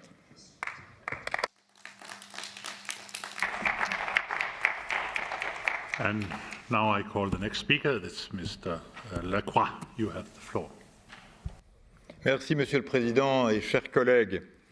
En rejoignant cette Assemblée, la Hongrie s'est volontairement engagée à respecter et défendre bec et ongles les valeurs et principes qui nous rassemblent ici. Or, depuis 2011, la Hongrie s'écarte de ce chemin de manière délibérée. Médias sous contrôle gouvernemental, limitation de l'action des ONG, pression sur la société civile, attaque frontale contre les droits et libertés des LGBTQI+, amalgame entre pédophilie et homosexualité, promotion d'une vision rétrograde et choquante, fondant l'éducation sexuelle sur des préjugés religieux. Et non, chers collègues, ce ne sont pas des jugements, mais ce sont des faits que le rapport prouve. Et c'est ce qui vous dérange sans doute dans votre vision rétrograde du droit et du droit humain. Car je veux le dire ici, ces attaques ne sont pas des accidents isolés, elles sont au cœur d'un système, d'une stratégie politique. Ces évolutions remettent sans vergogne en cause les principes qui constituent la raison d'être du Conseil de l'Europe. Et voilà donc 14 ans que la Hongrie affaiblit l'architecture de protection des droits que nous avons mis des décennies à bâtir. 14 ans que la Hongrie teste de manière intentionnelle et provocante la solidité de nos mécanismes communs. 14 ans qu'elle exploite les failles de notre cadre multilatéral pour imposer une vision qui s'écarte délibérément des valeurs de démocratie, d'état de droit et de respect des droits fondamentaux. Rester silencieux face à une telle situation viendrait à avaliser des violations d'une gravité sans précédent. Je ne le resterai pas plus que la société civile que nous représentons ici. Quand les autorités hongroises ont tenté d'interdire la marche des fiertés à Budapest, des milliers de citoyens ont défilé pacifiquement et ont défié les injonctions du gouvernement. Cet exemple démontre une seule chose, même lorsque les droits sont attaqués, le courage citoyen montre la voie. Ne vous en déplaise, chers collègues de l'extrême droite. And the next speaker is Ms. Kovacs. You have the floor. Distinguished Chair, dear colleagues, as a representative of the Hungarian minority political party from Serbia, I would like to underline the very good cooperation between the two countries in different fields, including infrastructure, justice, and European integration process. As we all know, our Assembly has been closely following the situation in Hungary in specific issues, the measures taken, and the progress achieved. Unfortunately, the draft resolution in front of us only selectively cherry-picks elements from the opinions of the Venice Commission, systematically omitting statements that acknowledge Hungary's efforts. The timing of this debate is also not clear. Namely, it comes at the very last moment before the 6-month moratorium prior to the elections. It is clear from the Constitution of Hungary that the parliamentary elections will take place there in April next year. I would also like to underline that claims that Hungary restricts LGBT events are false. Their law protects children and bans gathering only if they promote content restricted under the child protection laws. The right to protest is still protected in Hungary. Accusations of mass surveillance are misleading. Technology can only be used in specific cases and under human supervisions. I know that Hungary is a committed member of the Council of Europe. Rule of law and democracy fully applies in Hungary. There is a firm commitment of the country to respect human rights, and in legal terms, a lot has been done. As I mentioned at the last meeting of the Monitoring Committee of PACE in Paris in September, it is very sad that the resolution of this committee we are discussing today is extremely critical, not objective, and picks only the negative parts of the opinion of the Venice Commission asked for in the preparation of this work. Therefore, unfortunately, I cannot do anything else but to vote against this resolution. Thank you. And the next speaker is Mr. Nemetz. You have the floor, sir.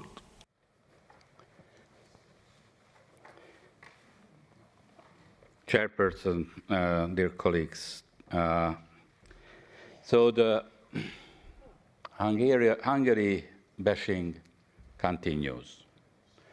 And this Hungary bashing will continue until 26 April. As you know, we have an election, a parliamentary election, 26 April. We are prepared for this, and it seems that you are also enjoying it. This was in the case yesterday, when we had the Hungarian judges list. I would like to thank at this point to all those who supported our position. Everybody knows who it concerns. And this is the case with the timing of this report. Yes, in 6 months there will be a parliamentary elections. I have asked the Parliamentary Assembly to have the debate after this, but no, I was rejected, unfortunately. This report is not new, not original at all. We all know the arguments and the counter-arguments in this report, and that's why there is not much interest around it. That's why there is not a single amendment which would have been tabled to this report. Roger Scruton said, the philosopher, the greatest enemy of the left is reality. If Hungarian government is so anti-democratic, why for victory in the last 16 years? Today, you give us some help, colleagues, to repeat it in next April. No, we are not anti-democratic, not anti-European, but yes, we have an alternative vision to Europe, a Europe of nations, a respect to social conservative values, a Europe of fortress against illegal migration. Thank you very much for your attention. And now I give the floor to Mr. Honkonen. You have the floor.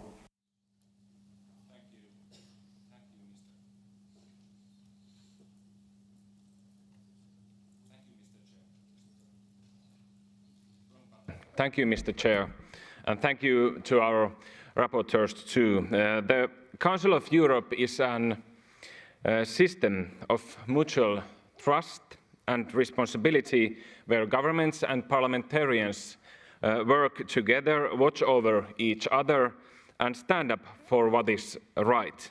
So this is not an institution for governments, this is an institution for people. And so, after hearing this discussion, this debate, I must say this. No country is perfect, but every country in this room made a promise when they joined this organization and its conventions. A promise to uphold the core treaties and conventions that bind us all. They are not optional. Once a state becomes a member, and so long a state is a member, there is no any so-called foreign interference or attack in relation to the monitoring procedure or other procedures of this organization based by our common rules.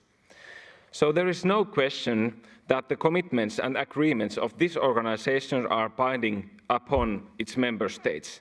And at the end, it is very simple. Whether you respect these obligations or you don't respect them. So I ask you, respect the promises you have given, and above all, respect the rights of your citizens. Thank you.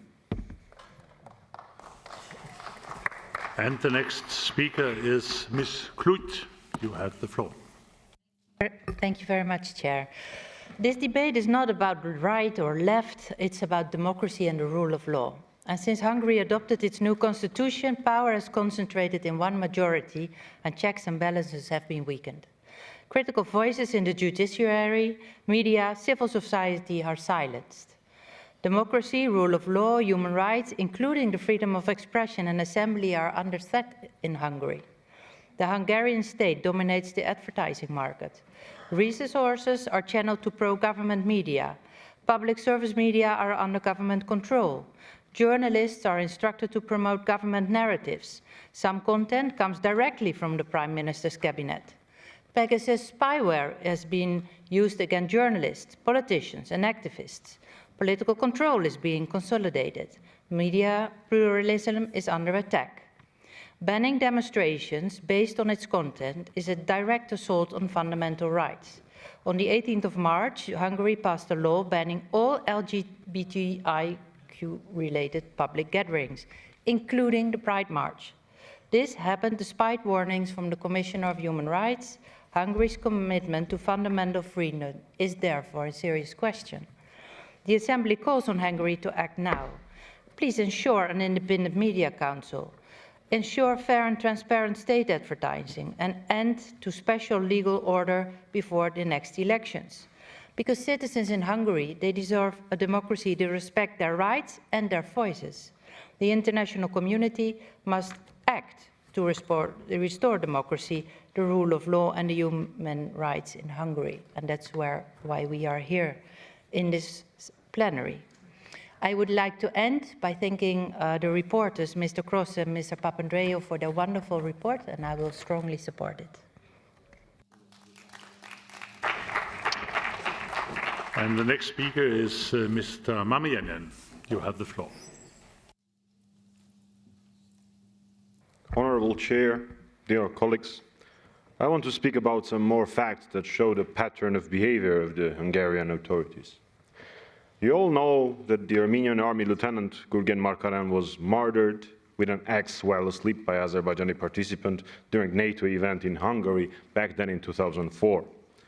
In 2012, he was extradited to Azerbaijan, where he was pardoned, promoted, and given an apartment.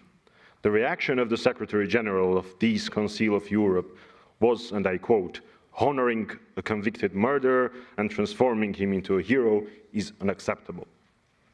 5 years later, investigation into the Azerbaijani laundromat money laundering scheme uncovered and revealed that several bank transfers in 2012, totaling more than $9 million made to the Hungarian MKB bank account in Budapest, right around the time when the Hungarian government extradited Safarov to Azerbaijan. Still, to this very day, there was no official apology from the Hungarian authorities. They owe an authority to Armenian people. I began with an expression pattern of behavior on purpose. This year, when EU member states decided to allocate non-lethal military aid to Armenia from the European Peace Facility, Hungary vetoed the decision in the European Council. I would like to add that there are publications in media that a few months before the Azerbaijani offensive, Budapest had already signed contracts to help Azerbaijani authorities rebuild villages in Nagorno-Karabakh. Thank you. And I call on the next speaker, it's Mrs. Stevenson. You have the floor. Thank you, Chair. As colleagues know, the Commissioner for Human Rights has sent several letters to the Hungarian National Assembly this year to warn against the passing of laws that go against the values that we're supposed to share. The Commissioner's calls to uphold human rights and take the pressure of civil society have been ignored, as the Hungarian government continues to silence independent voices. Journalists, activists, judges, they're branded as bugs or insects by the Prime Minister. Quite frankly, appalling language when referring to those defending democracy and human rights. Civil society is suppressed with the so-called Defence of National Sovereignty Act, a bill that Transparency International has described as aiming to annihilate civil society and independent media. I want to highlight the treatment of the LGBTQI+ community in Hungary. They are signalled out, their marches are banned, their identities are censored from classrooms, television screens. Their very right to live openly is criminalised. These are not actions of a government committed to the values that we in this room say that we hold. These are the tactics of repression. But this repression, it doesn't go unanswered. Hundreds of thousands of people marched in the banned Budapest Pride this year from every corner of Europe, including a delegation of politicians and activists from Ireland. And people stood proudly together in solidarity with the community in Hungary. And I would like to say, this is not about bashing any one country. We can all be at risk. At different times, our governments can be at risk of not upholding the values that we say that we have. We are all responsible for holding ourselves to account, to fight for the ideals of democracy and human rights and protect them. Hungary is currently failing to fulfil those obligations. If we don't take a stand now, we undermine the principles of human rights, we undermine the principles of democracy, and further to that, we undermine the existence of these institutions and the credibility of them in the first place. Gamila Margaret. And I call on Mr. Hollick. You have the floor. Thank you, Mr. Chair. Dear colleagues, as I see, the Hungarian election campaign has now begun in Strasbourg as well. And this report is the contribution of the mainstream parties sitting here to my country's election campaign. Thank you very much. But I have to tell you that the Hungarian people have always been wiser than to listen to your false accusations. Because the Hungarian people know exactly what is your main concern with us, that we don't do what the liberal mainstream expects. For example, we say no to migration. And yes, we say no to the gender ideology. But let me also address a concrete criticism of the report. The report deals extensively with the former general elections. Dear rapporteurs, how is it possible that your report has a detailed part about the 2022 general elections, the Hungarian electoral system and the campaign rules, but not a single word about the fact that during these elections there was unprecedented foreign interference? After the elections, the opposition's candidate for Prime Minister openly admitted that they had received 10 million euros from abroad. Just so everyone understands, this is 3 million euros more than the total amount of state campaign funding provided to all parliamentary parties, including the government parties. So I have only one question for those who are uploading this report. What would you do if such a thing happened in your country? Would you just sit and do nothing? I don't think so.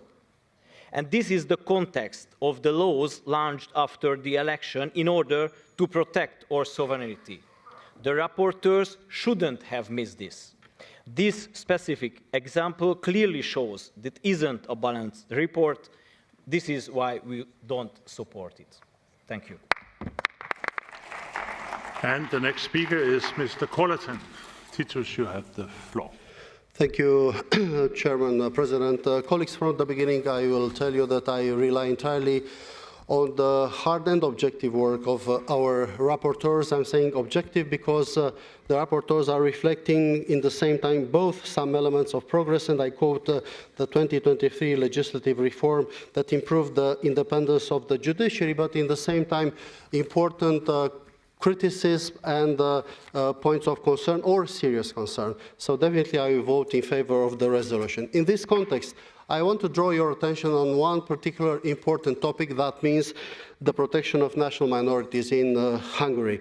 And I want to underline the fact that I entirely support the conditionality emphasized in the draft resolution, para 7.4 and para 19 on the explanatory memorandum that is mentioning the need for the reform and to assure the effective representation of the national minorities in the Hungarian parliament and in the political decision-making process. And that means also valid for the Romanian national minority living in Hungary that is not represented by a member of the parliament. This is already mentioned. I want to underline the fact that this conditionality was mentioned in our resolution from 2022 that re-established the procedure of monitoring on Hungary. And this is somehow paradoxical because Hungary is one of the champions during the years that fight it for the protection of national minorities. And the fact that this is not solved yet in Hungary, this is a paradox. It's true that several times from Hungary, going beyond the accepted lines and the European standards that are establishing the fact that these rights are individual rights of persons belonging to national minority and not collective rights giving the right of self-determination, separation or autonomy based on ethnic grounds. And I want to underline the fact that this is very difficult for me to understand why it's not possible. It was possible during the empire, during even the duality of Austrian and Hungarian empire, both in Vienna and in Budapest, and it's not possible in the current democratic Hungary. So with optimism, moderate optimism, I will vote in favor for the resolution, looking also on this subject. Thank you. And the next speaker is Mr. Mirkovic. You have the floor. Thank you, Chairman. Hungary values constructive dialogue, but it must base it on facts, not selective interpretations.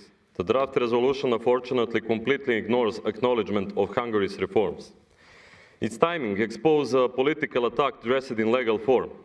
Hungary respects the judgments of the European Court of Human Rights and remains open to legal dialogue. But together, we must prevent attempts to present political opinions as objective legal findings. Hungarian constituency reform was necessary due to demographic changes to ensure fair elections. The proposal came from parliamentary committee, not the government, whose role was limited to constitutional review. Hungary's postal voting system follows international models and has been upheld by the Constitutional Court. The winner compensation mechanism in vote counting prevents wasted votes and mirrors practice in other countries. Claims that public offices are filled solely by government supporters ignore constitutional safeguards. Many appointments requiring multi-party involvement, reflecting proper checks and balances. Criticism of the legislative process overlooks committee oversight, constitutional court review, and mandatory public consultation, standards comparable to those of EU member states. Portraying legislation initiated by MPs or parliamentary committees as a problematic is totally wrong. It is constitutional right and standard practice across Europe. This example exposes the curious application of double standards. Coming from Serbia, a country often subject to them, I understand very well the broader implication of such an approach. I truly believe that Hungary remains firmly committed to democracy, dialogue with partners, and strengthening the rule of law, based on the facts, not political narratives. Thank you. And I now call on Mr. Neretsko. You have the floor. Thank you. Dear colleagues, there are only two persons in the whole world who claim Ukraine is not sovereign: Russian dictator Putin and Hungarian leader Mr. Orban. There are only two countries in the world that violate Ukraine's sovereign airspace with drones: Russia and Hungary. And it is no coincidence. These so-called strong men, as Putin and Mr. Orban like to portray themselves, are allies and coordinate efforts against Ukraine. In fact, they are allies in undermining democratic European and transatlantic solidarity and security. It is hard to comprehend why Hungary, a country that suffered Russian aggression in 1956 and used to be one of the leaders of democratic changes in the 1980s, has turned into Putin's ally and gives preference to authoritarian rather than democratic values. The most recent example of creeping authoritarianism in Hungary is a ban on Ukrainian media outlet like Ukrainska Pravda. Now we have a paradox. In Hungary, Russian misinformation and propaganda is spread freely, whereas Ukrainian media exposing the truth of day-to-day events is banned. Hungary continues to buy Russian oil and gas, thereby financing the Russian war machine. Russian oil and gas are more important for Mr. Orban than democratic values and principles. Dear colleagues, soon the people of Hungary will face a crucial choice. European values such as freedom, democracy, human rights, tolerance, peace, stability and prosperity, or authoritarian values and alliances with totalitarian regimes like Russia and communist China. I am sure when push comes to shove, the people of Hungary will make the right choice. Hungary must stand on the right side of history and support the free and democratic world. I strongly believe in the people of Hungary and their will to democracy and rule of law. Thank you. And I now call Mr. Chaloux. You have the floor. Monsieur le Président, mes chers collègues, permettez-moi tout d'abord de remercier nos collègues Éric Niels Kroes et Georges Papandreou pour l'excellent rapport qui dresse un constat, nous avons été nombreux à le dire, particulièrement alarmant sur la situation en Hongrie. Membre de notre organisation depuis 1990 et membre de l'Union européenne depuis 2004. Depuis 2010 et l'arrivée au pouvoir de M. Orbán, notre Assemblée a adopté plusieurs résolutions appelant les autorités hongroises à travailler avec les différents organes du Conseil de l'Europe pour se conformer aux principes fondamentaux et aux obligations qui découlent de l'adhésion à notre organisation. Sans succès, puisque notre Assemblée a décidé d'ouvrir une procédure de suivi complète concernant la Hongrie. Pourtant, différents organes du Conseil de l'Europe ont apporté leur expertise à la Hongrie.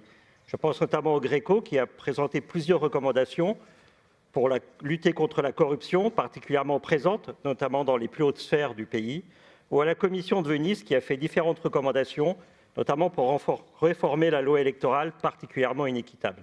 En parallèle, l'Union européenne a décidé d'appliquer la conditionnalité des fonds européens, ce qui a conduit à retenir certains fonds, dont pourtant la Hongrie a largement bénéficié. En 2024, 76% des arrêts rendus par la CEDH contre la Hongrie n'avaient toujours pas exécuté, ce qui en fait le pourcentage le plus élevé parmi les États membres de l'Union.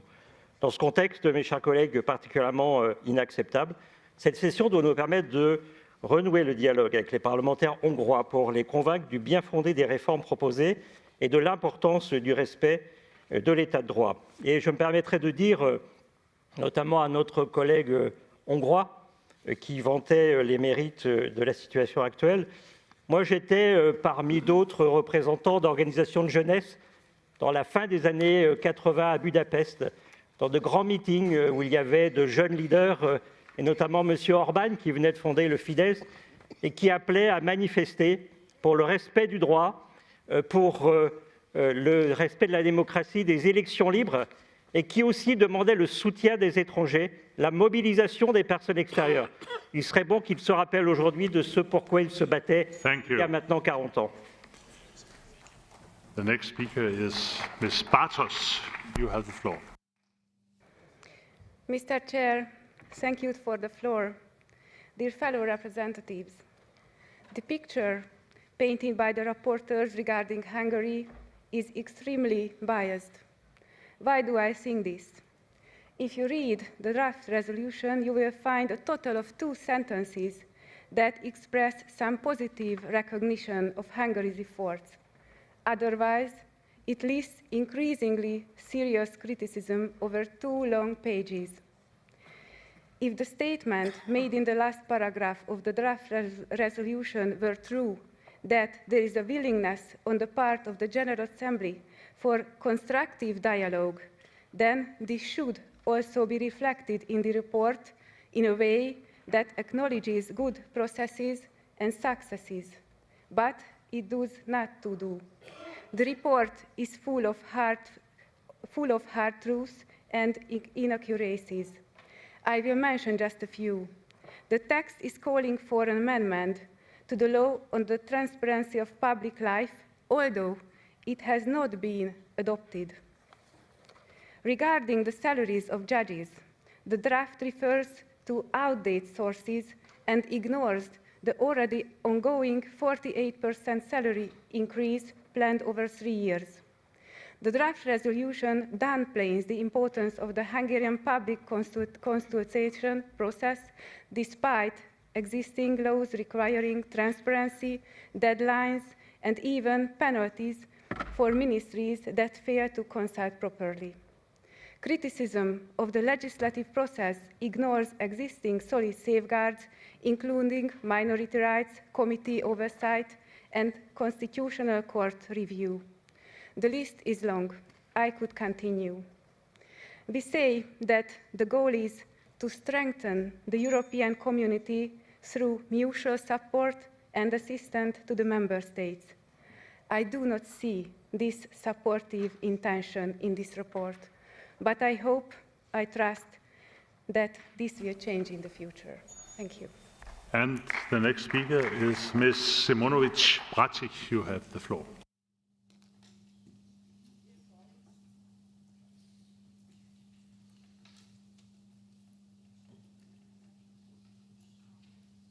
Sorry. This draft resolution selectively chose elements from the opinion of the Venice Commission, considerably changing the meaning of the statements that praises Hungary's efforts. Unfortunately, MPs from Serbia felt a lot of misunderstanding within reports and resolutions from this place. Let me remind you that you always criticized Serbia, but in the report for Kosovo, you gave excellent remarks about human rights, although they did nothing on improvement and their obligations. And even worse, clear exodus of Serbian people and children is ongoing. So, this resolution about Hungary comes in the last minute before the 6 months moratorium prior to the elections. It is also interesting that there is a criticism of the comply with the judgments of the European Court of Human Rights, even though there is a readiness for a legal dialogue. Yesterday, we saw that rules can be easily rejected. You've had 3 Hungarian judges who were in the procedure. Nothing was wrong with them and with procedure until the Committee for Elections of Judges that was held in Paris 2 weeks ago suddenly withdrew a list.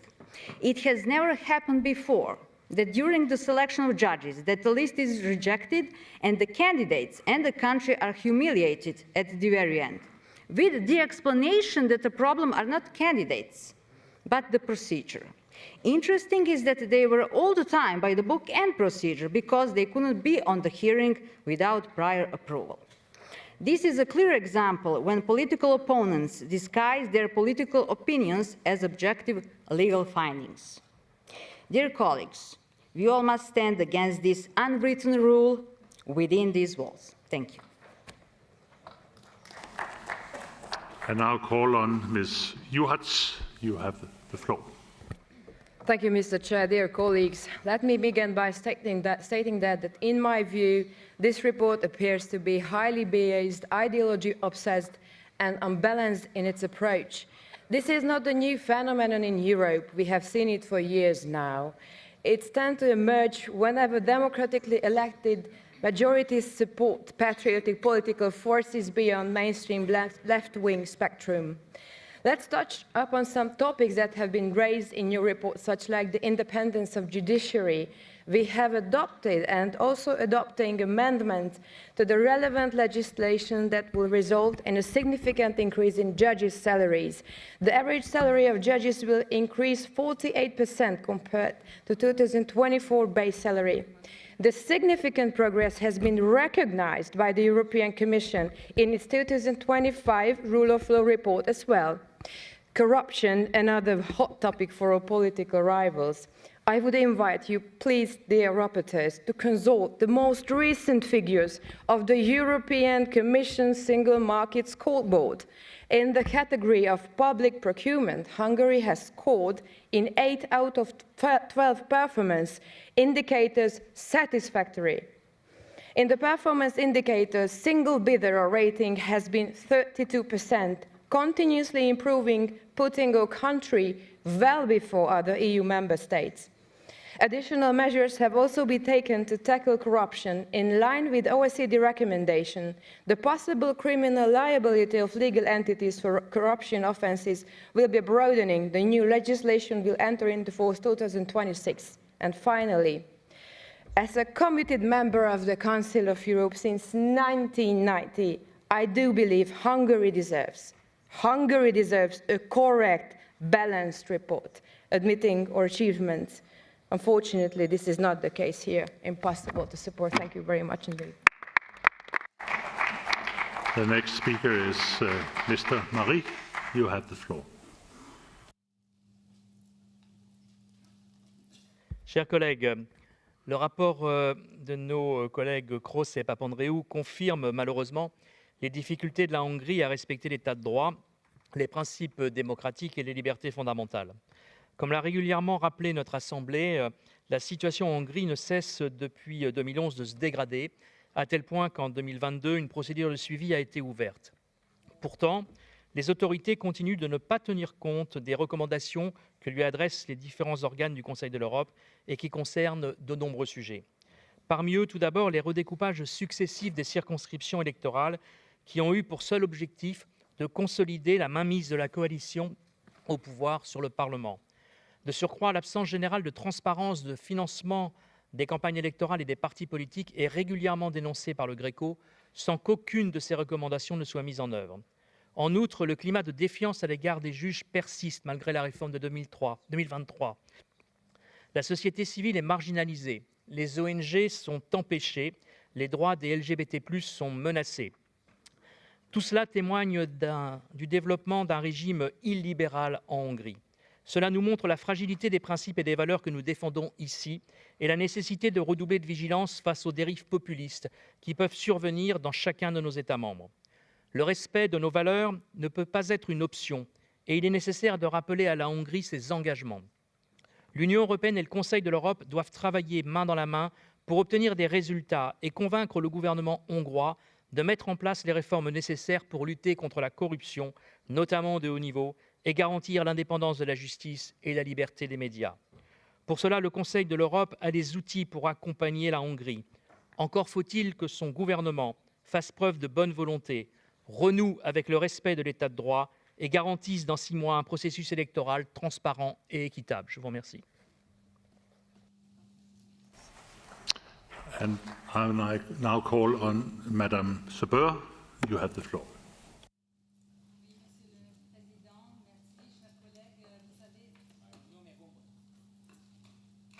Merci, Monsieur le Président. Chers collègues, vous savez, nous ne sommes plus surpris qu'il y ait une nouvelle attaque au monitoring contre la Hongrie, vis-à-vis de la Hongrie. L'élection législative s'approche et je vais travailler dans mon circonscription pour que je puisse gagner et on puisse travailler pour les intérêts hongrois. Notre pays est de plus en plus touché par des attaques sans scrupules. Leur objectif est clair. Installer un gouvernement fantoche contrôlé depuis Bruxelles. Cependant, les accusations régulièrement formulées sont calomnieuses. Le projet mentionné ici suggère notamment à tort que le parti au pouvoir en Hongrie a mis en œuvre des changements qui servent ses propres intérêts. En revanche, les récentes modifications des limites des circonscriptions électorales hongroises étaient juridiquement contraignantes et fondées sur l'évolution démographique. Contrairement aux allégations de tourisme électoral, il est toujours impossible de s'inscrire n'importe où. L'autorisation du propriétaire de l'appartement est requise. Les rapporteurs associent à tort la modification de la loi sur les adresses à une manipulation électorale, alors même qu'elle n'a modifié ni le système électoral, ni les lois connexes. La prétendue rémunération du vainqueur dans le décompte des voix n'est ni nouvelle ni injuste. Elle permet simplement de mieux utiliser les voix qui seraient autrement perdues et elle a des parallèles dans d'autres systèmes européens. Sans compter que le système d'indemnisation existait avant 2011. En résumé, je tiens à dire que nous sommes prêts à un dialogue juridique dans tous les cas. Mais nous rejetons les tentatives de nos adversaires politiques de déguiser leur opinion politique en déclaration juridique objective. Merci. And the next speaker is Mr. Lee. You have the floor, please. Well, we all know what this is about. There's an election coming up, and this is a ridiculous attempt to try and influence the election. But of course, the Hungarian people are far too robust to take note of this kind of nonsense. We know what's going on here. The left hate Orban with an absolute passion because he's a winner. Even the socialist rapporteur who introduced this report admitted that Fidesz wins, fair and square. But they hate him, of course, because he's a proper conservative. And why is he a proper conservative? Because he wants to control immigration. And that's what the people of Europe are dying for. And that's what our government should have done. And if we're in a mess in the United Kingdom, it's because we don't control immigration. This report is ludicrously biased. All the progress made in judicial reforms, of course, are swept away. And then we have this nonsense about the fact that he wins the election with a two-thirds majority. Well, do you know what happened in the United Kingdom last July? The Labour Party got just 33% of the vote, and they had two-thirds of all MPs. So perhaps the United Kingdom should now have a report, and we should be put under monitoring because somehow we are fiddling the electoral system because we have first past the post. Actually, if Orban is a tyrant, he's a pretty poor sort of tyrant because actually he has a mixed system. So what is happening here is that the left, and here we have this ridiculous speech from the far left, from UEL, which said, oh, all right-wingers are extremists, they're all anti-democrats. What about the communists? What about the far left, who repeatedly destroy, well, he's waving at me now, but we all know that his arguments are complete nonsense. What this is about is weaponizing the Council of Europe against a democratic member of this body. We should reject this report and tell the people of Europe it's complete and utter rubbish. Thank you. And the next speaker is Mr. Borg. Borg, you have the floor. Mr. Chair, dear colleagues, today we speak not only about Hungary, but about principle that defines Europe itself, sovereignty. A free nation must have the right to decide its own election law, its own system, its own values, without being forced, judged, or punished by supranational pressure. Hungary's people, like the people of many European nations, have chosen to preserve their tradition, their faith, their families, and their culture. That is not a crime. That is not a weakness. That is democracy. It's a trust in a trust form because citizens deciding the future of their homeland.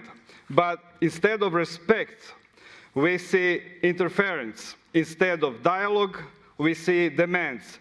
The Europe that was once a union of diversity now too often seeks to be a machine of uniformity. And let us to be clear, there is no single model of democracy, no single set of values that can erase centuries of national history. To ask Hungarians or any traditional nation to abandon their identity for the sake of imposed European standards is to deny the very essence of freedom. So I stand here to say solidarity with Hungary is solidarity with every European nation that wants to remain itself. Respect for sovereignty is respect for democracy. And the question before us is so simple. Must we give up our identity, our traditions, our beliefs, only to accept values in which the conservative people of Europe do not believe? The answer must be no. Thank you. And the last speaker is Mr. Brabandere. You have the floor. Yeah, dear colleagues, what we see again in this report is a very selective understanding of democracy. For some, democracy seems to function only when it benefits left-wing parties and their allies. But when citizens choose differently, when they opt for a more conservative course, suddenly democracy is declared to be under threat. This is deeply problematic. Democracy is not about producing the right outcome according to the standards of the Brussels or Strasbourg elites. Democracy is about respecting the will of the people, even when the will does not align with our own political preferences. In Hungary, the people, the citizens, have repeatedly expressed their support through free elections. To constantly challenge the legitimacy of these results simply because they do not suit one ideological camp is not a defense of democracy, it is a distortion of it. I also want to point out a recurring theme, the constant emphasis on the role of NGOs and civil society. Let us be clear. NGOs do not have a democratic mandate. They quite often represent narrow activist agendas, not the will of the people. Yet in these reports, they are treated as they were a substitute for democratic legitimacy. That is not democracy, that is outsourcing politics to unelected pressure groups. And finally, the double standard is obvious. When left-wing governments manipulate institutions or restrict the opposition, this assembly looks the other way. Look at what happened in France. Ladies and gentlemen, if democracy is reduced to a tool that only counts when it produces the outcomes desired by one side of this hemicycle, then you are not defending democracy, you are undermining it. And this concludes the list of speakers, and I will now give the floor to the two co-rapporteurs. And first I call on Mr. Papandreou. You have the floor. And you in total have 5 minutes. So thank you very much. The Constitution of the UK, I believe, Soleil, cannot be changed by the two-thirds majority in Parliament, while it can be, and it has been in Hungary, so you are wrong there. And also, migration, which is a real issue, does not justify the undermining of democracy, human rights, and the rule of law, either in Europe or in the country across the Atlantic in the United States. But I want to diverge from Hungary because I think this is a wider issue, and I want to talk to the conservatives who are here in this room. Because, you know, I have lived under dictatorship, I have lived under authoritarian regimes. I know what the concentration of power looks like. And let me not talk about a leftist or even a Democrat. Let me quote Plato, who met the authoritarian leader of Syracuse, and what he saw, Dionysius the Elder, he was near blind, this leader. All around him, his advisors, pretended to be blinder. They pretended they could not see so that they would not offend him and not actually and get more food in the banquets, his pity. So I want to ask you, is this the society you would like us to live in? Again, because we have lived, and many of you have lived under authoritarian regimes, where we must pretend to be blind to injustice in order to flatter the powerful, where political survival does not depend on our service to our people, but on how better we serve a ruler, where proud citizens are slowly but surely reduced to sycophants and beggars, where deceit is rewarded and honesty is punished, when reports like this are seen not as an attempt to help, a good criticism, but are seen as propaganda, where conspiracy theory and intrigue dominate our lives. This is even the most humiliating loyalty cannot protect you, because there will be the arbitrary use of power because there is no rule of law. This is not the Europe we want, and if you want this kind of Europe, Europe will end with violence. That is why we are here to fight for a democratic Europe, a Europe that respects human rights and the rule of law. Thank you. And Mr. Koch.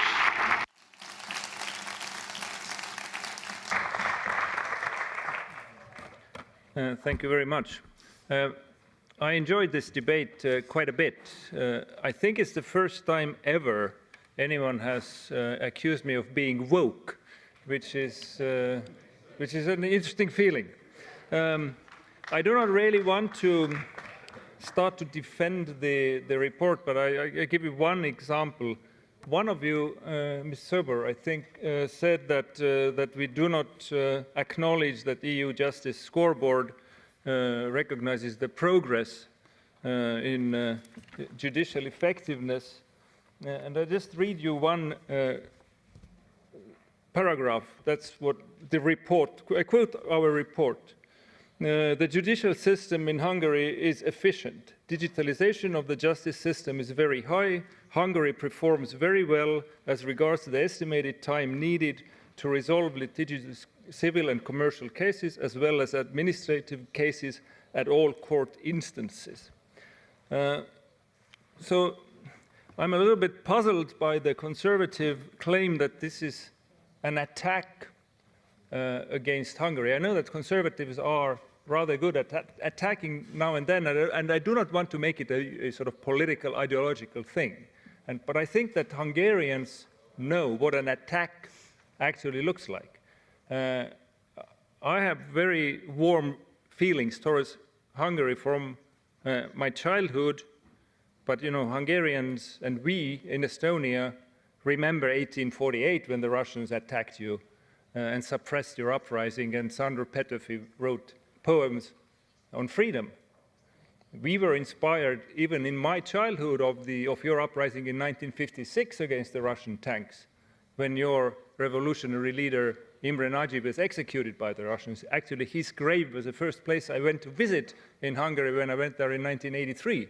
And I was even in the streets of Budapest in, I think, 1990 with a young Viktor Orban as an independence movement leader from Estonia.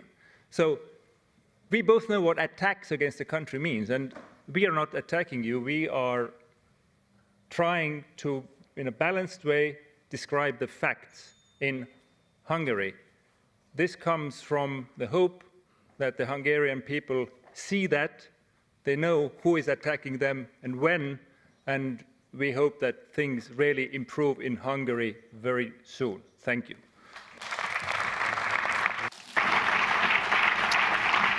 Thank you. And does the chair want to speak? Yeah, Mr. Kern, you have the floor. Merci, Monsieur le Président. Chers collègues, tout d'abord, je tiens à préciser que je m'exprime en ma qualité de vice-président de la commission de suivi pour présenter le point de vue de la commission. Je me réjouis naturellement de la vitalité et de l'intensité de nos échanges. Cette discussion illustre la qualité et l'intensité des travaux au sein de la commission de suivi. Les travaux de notre commission étant en règle générale confidentiels, les moments de débat en séance plénière en sont d'autant plus précieux. Je note également qu'en dépit de divergences parfois marquées, la tenue des échanges soit restée conforme aux exigences de notre Assemblée. Le rapport qui nous est présenté est le résultat de 3 années de travail des co-rapporteurs. La commission de suivi a tenu de nombreuses auditions et des échanges de vues avec différentes parties prenantes, y compris avec les experts de la commission de Venise qui avaient été saisis pour opinion sur certains textes. Chaque fois que la commission de suivi a discuté de la situation en Hongrie, les membres de la délégation hongroise étaient présents et ont pu abondamment présenter leur point de vue conformément à notre règlement. Je tiens à souligner l'excellente qualité du travail de nos co-rapporteurs. Le rapport qui est présenté à l'Assemblée est complet et particulièrement documenté. Je y comprends de nombreuses références et tous les éléments avancés reposent sur des sources vérifiables. Il s'appuie sur plusieurs demandes d'opinion à la Commission de Venise, sur les rapports du Gréco, sur les arrêts de la Cour, sur les travaux du commissaire aux droits de l'homme, ainsi que sur les rapports d'autres organisations internationales de référence, tels que les rapports sur l'état de droit publiés par la Commission européenne ou ceux de l'OSCE ODIHR. C'est tout le travail des différents organes du Conseil de l'Europe qui est ainsi mis à l'honneur. La transparence sur les sources utilisées permettra à ceux qui le souhaitent d'approfondir les questions débattues aujourd'hui. Cette transparence est aussi la garantie de l'objectivité des constats dressés. Depuis que la Hongrie a été soumise à la procédure de suivi en 2022, les progrès relevés ont été limités, tandis que, dans certains domaines, la situation s'est aggravée. La recommandation qui vous est proposée indique une série de mesures dans le domaine des institutions démocratiques, des élections, de la lutte contre la corruption, de la liberté des médias et pour permettre le fonctionnement sain de la société civile. Les recommandations de notre Assemblée dessinent un chemin pour les citoyens hongrois et leurs représentants désireux d'améliorer la situation au bénéfice de tous. La commission de suivi espère ainsi que le dialogue constructif et la coopération avec tous les éléments de la société hongroise permettront de mettre en œuvre ces recommandations et ainsi de renforcer les valeurs et les normes européennes et les normes défendues par le Conseil de l'Europe. Je remercie naturellement encore une fois les co-rapporteurs pour leur travail et je vous invite à voter la résolution qui vous est soumise. Thank you, Mr. Chair. Now the debate is closed. The Monitoring Committee has presented a draft resolution, document 16249, to which no amendments have been tabled, and we will now proceed to vote on the draft resolution. A simple majority is required, and I open the vote.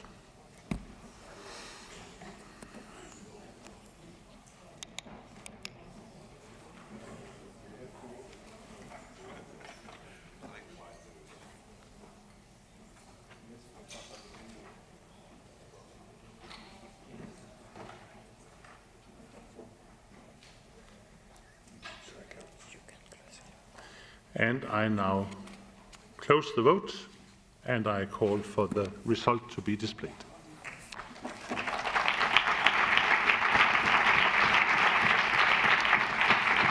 And the draft resolution is adopted. The Assembly will hold its next meeting tomorrow at 10 a.m. with the agenda approved on Monday. The sitting is adjourned. Have a nice evening, everyone.